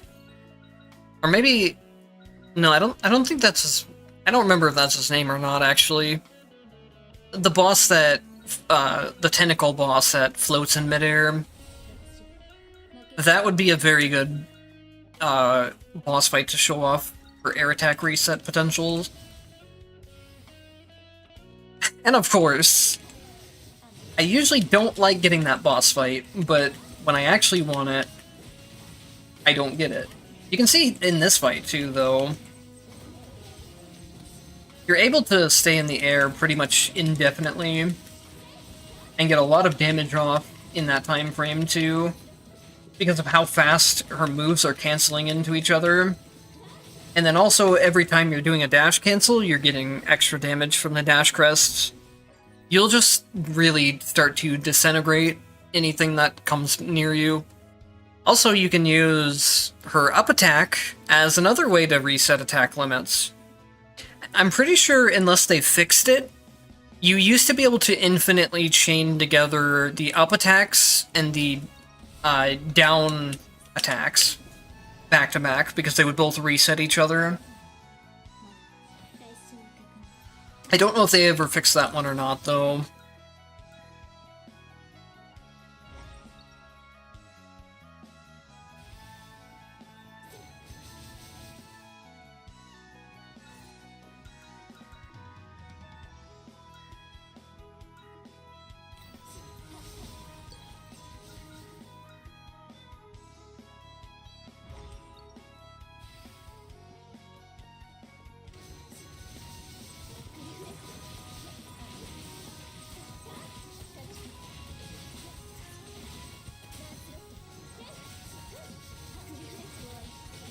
Seems like they might have fixed the infinite.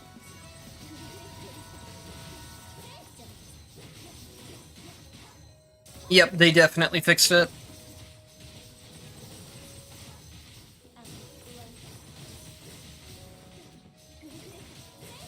I think you can still get way more... You can still stay in the air for a long time, though.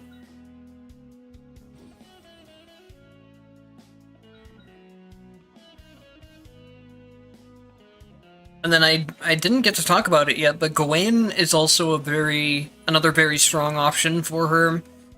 Once you get it with a lot of the upgrades, it starts dealing more damage. And then also, one of the hidden effects gives it invincibility frames as well.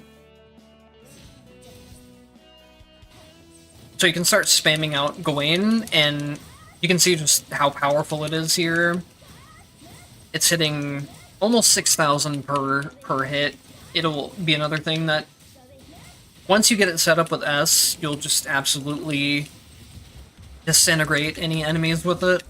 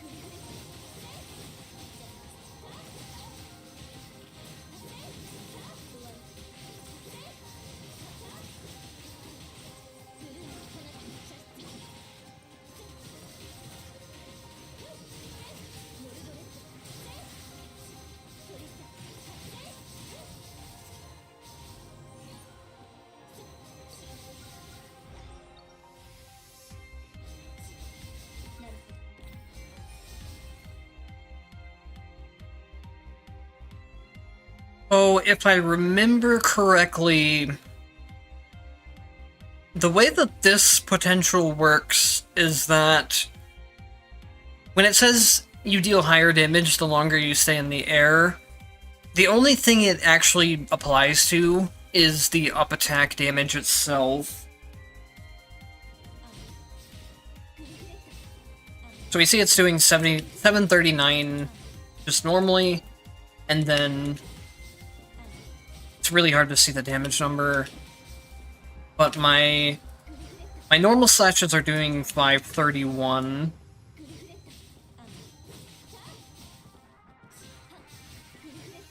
I don't know if I have a good way to test it right here. Fairly sure it's something I tested before in the past, though. Actually, we can test it out pretty easily, too. Just the down attack is dealing 4463. And then, if I stay in the air longer with, like, multiple jumps and attacks and stuff, it still does the same damage, so I'm pretty sure that the damage increase here only applies to this attack itself.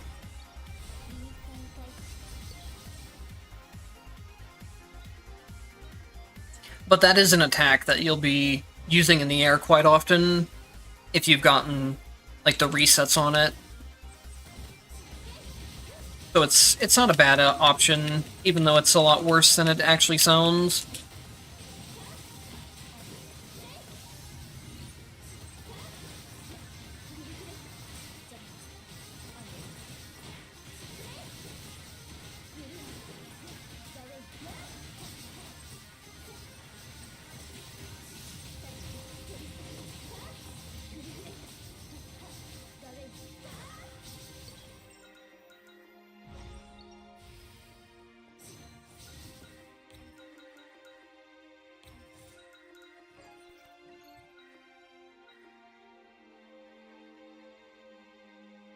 The down attacks and the hold attacks aren't something I generally tend to use too much on S.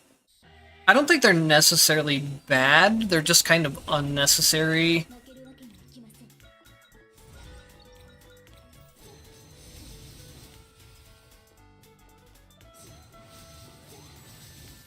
At least they're unnecessary for the playstyle that I'm doing, which is the, like, heavy air attack reset stuff.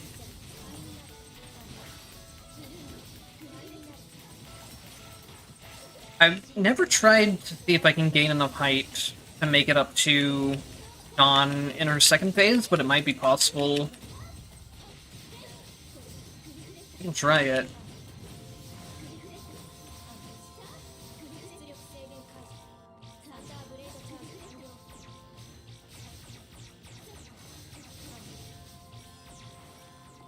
Oh, I don't have triple jump. That would make things a lot more difficult. It might be possible with triple jump, but I'm not sure. And I think there's probably also a more efficient way of gaining height as well. If you don't know what I'm talking about, when Non is doing her laser phase thing, she's actually just really high up in the screen. And there are setups you can do that you can gain enough height to start hitting her up in the air. Or there are certain moves that can hit her up there, even though you're on the ground still.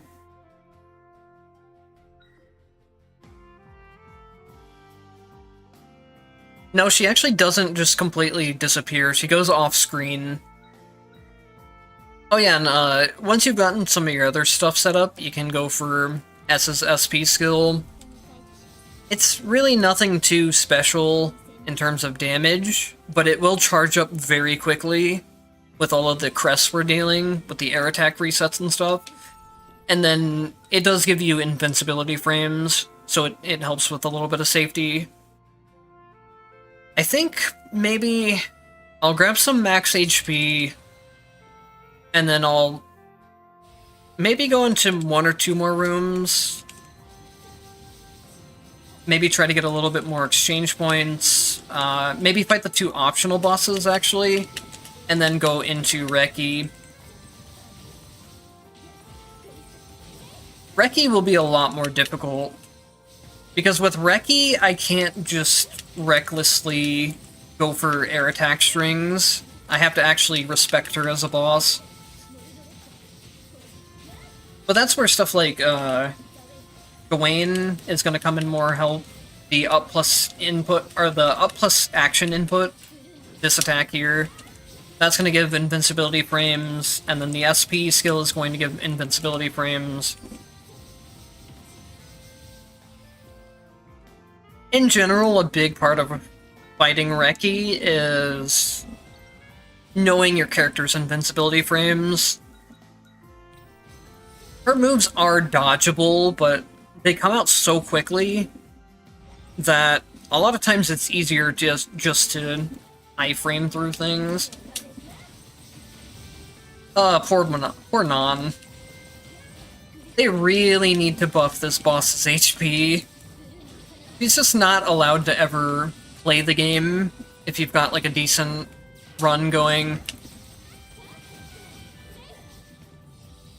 A lot of times you can even just kill her before she gets a single attack off.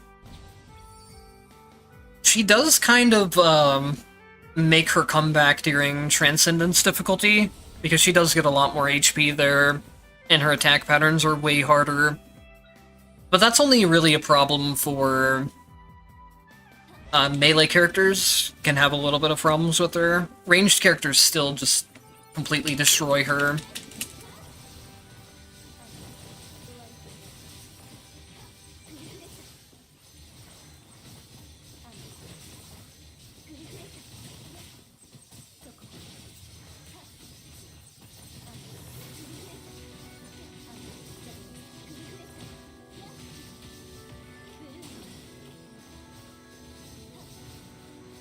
Reki Phase 2 is very difficult.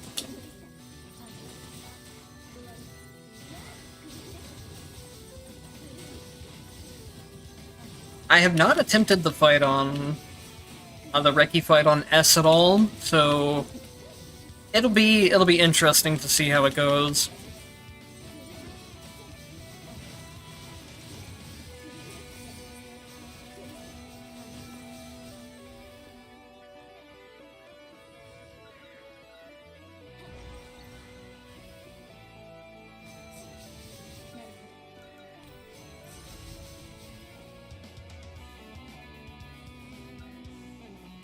Oh, Oread will be a fun one to fight, actually.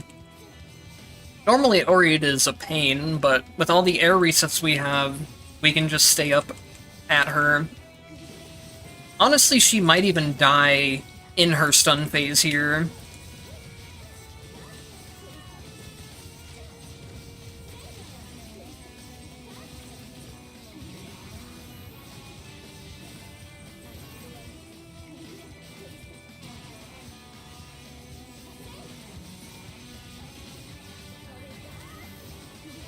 I mistimed it there. I tried to use Gawain for the invincibility on her butterfly move, since it bypasses dodge frames, but I just mistimed it.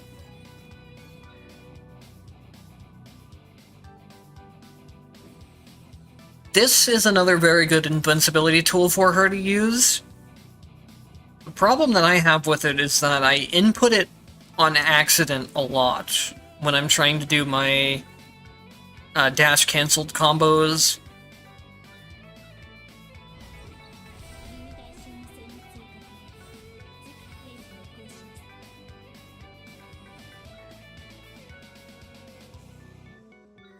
Let's go one more exchange point, and then we'll go into the shops.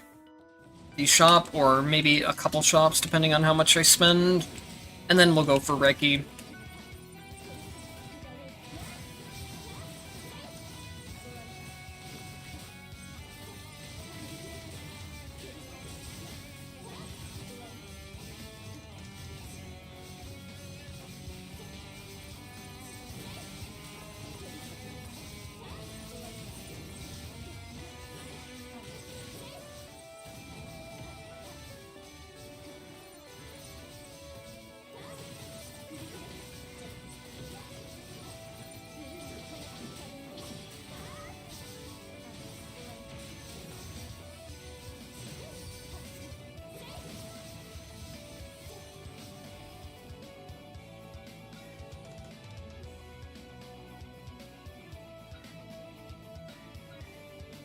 This...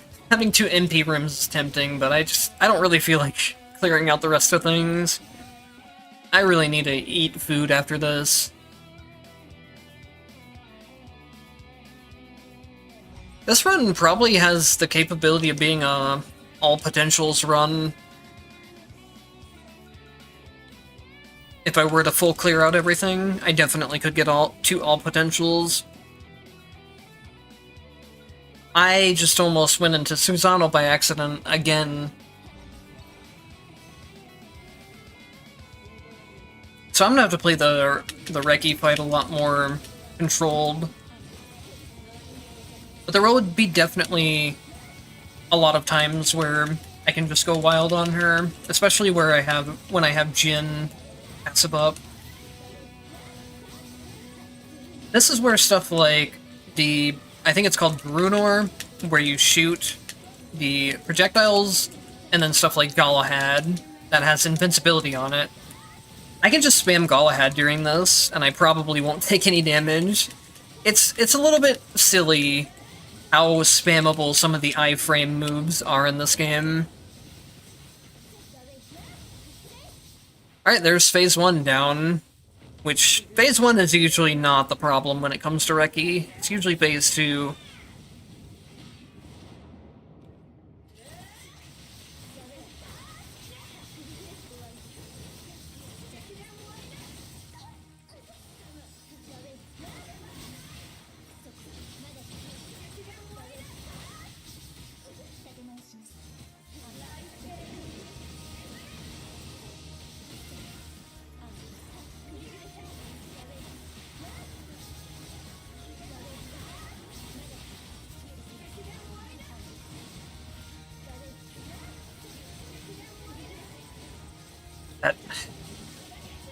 There's one move in particular.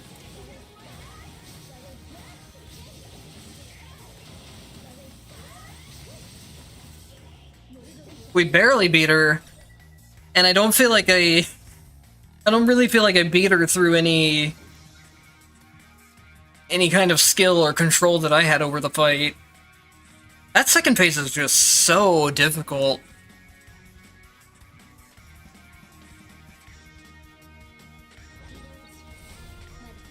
During the second phase, she has a move where she'll kind of... I think she, like, teleports first, and then she has this really wide circular slash that...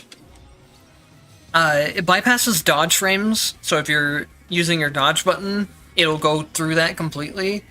You have to invincibility frame it, but the fact that she moves before it, and then also that just so much is going on during that phase, and that move comes out. It does have, like, some startup on it, if you can see the animation fast enough. But it can really catch you off guard, and then the fact that it also bypasses dodge frames makes it very deadly.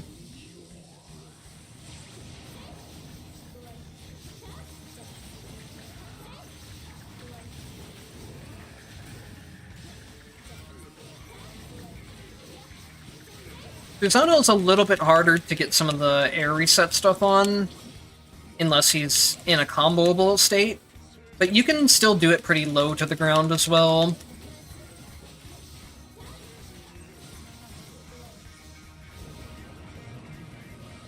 The way that I was doing right there at the end was I was just spamming between down attack and up attack. That way I'm not gaining some of the extra height from the dashes when I'm trying to combo stuff too.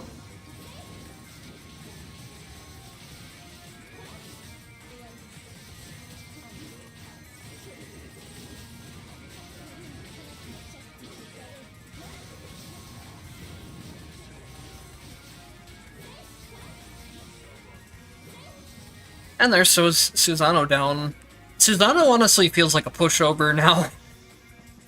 He was honestly not the hardest boss in the fight, the hardest boss fight in the game, even before Reki, but now that Reki's out, Reki just makes Susano kind of feel like a joke, in my opinion.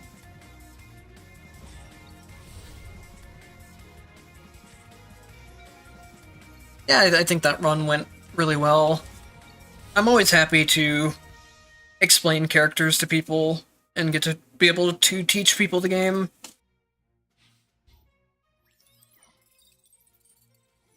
And that is going to be the final run for me. Like I said, I have not eaten my second meal of the day yet, so I really need to eat something. It was a fun stream, though. I had a good time hanging out with everyone and chatting with everyone.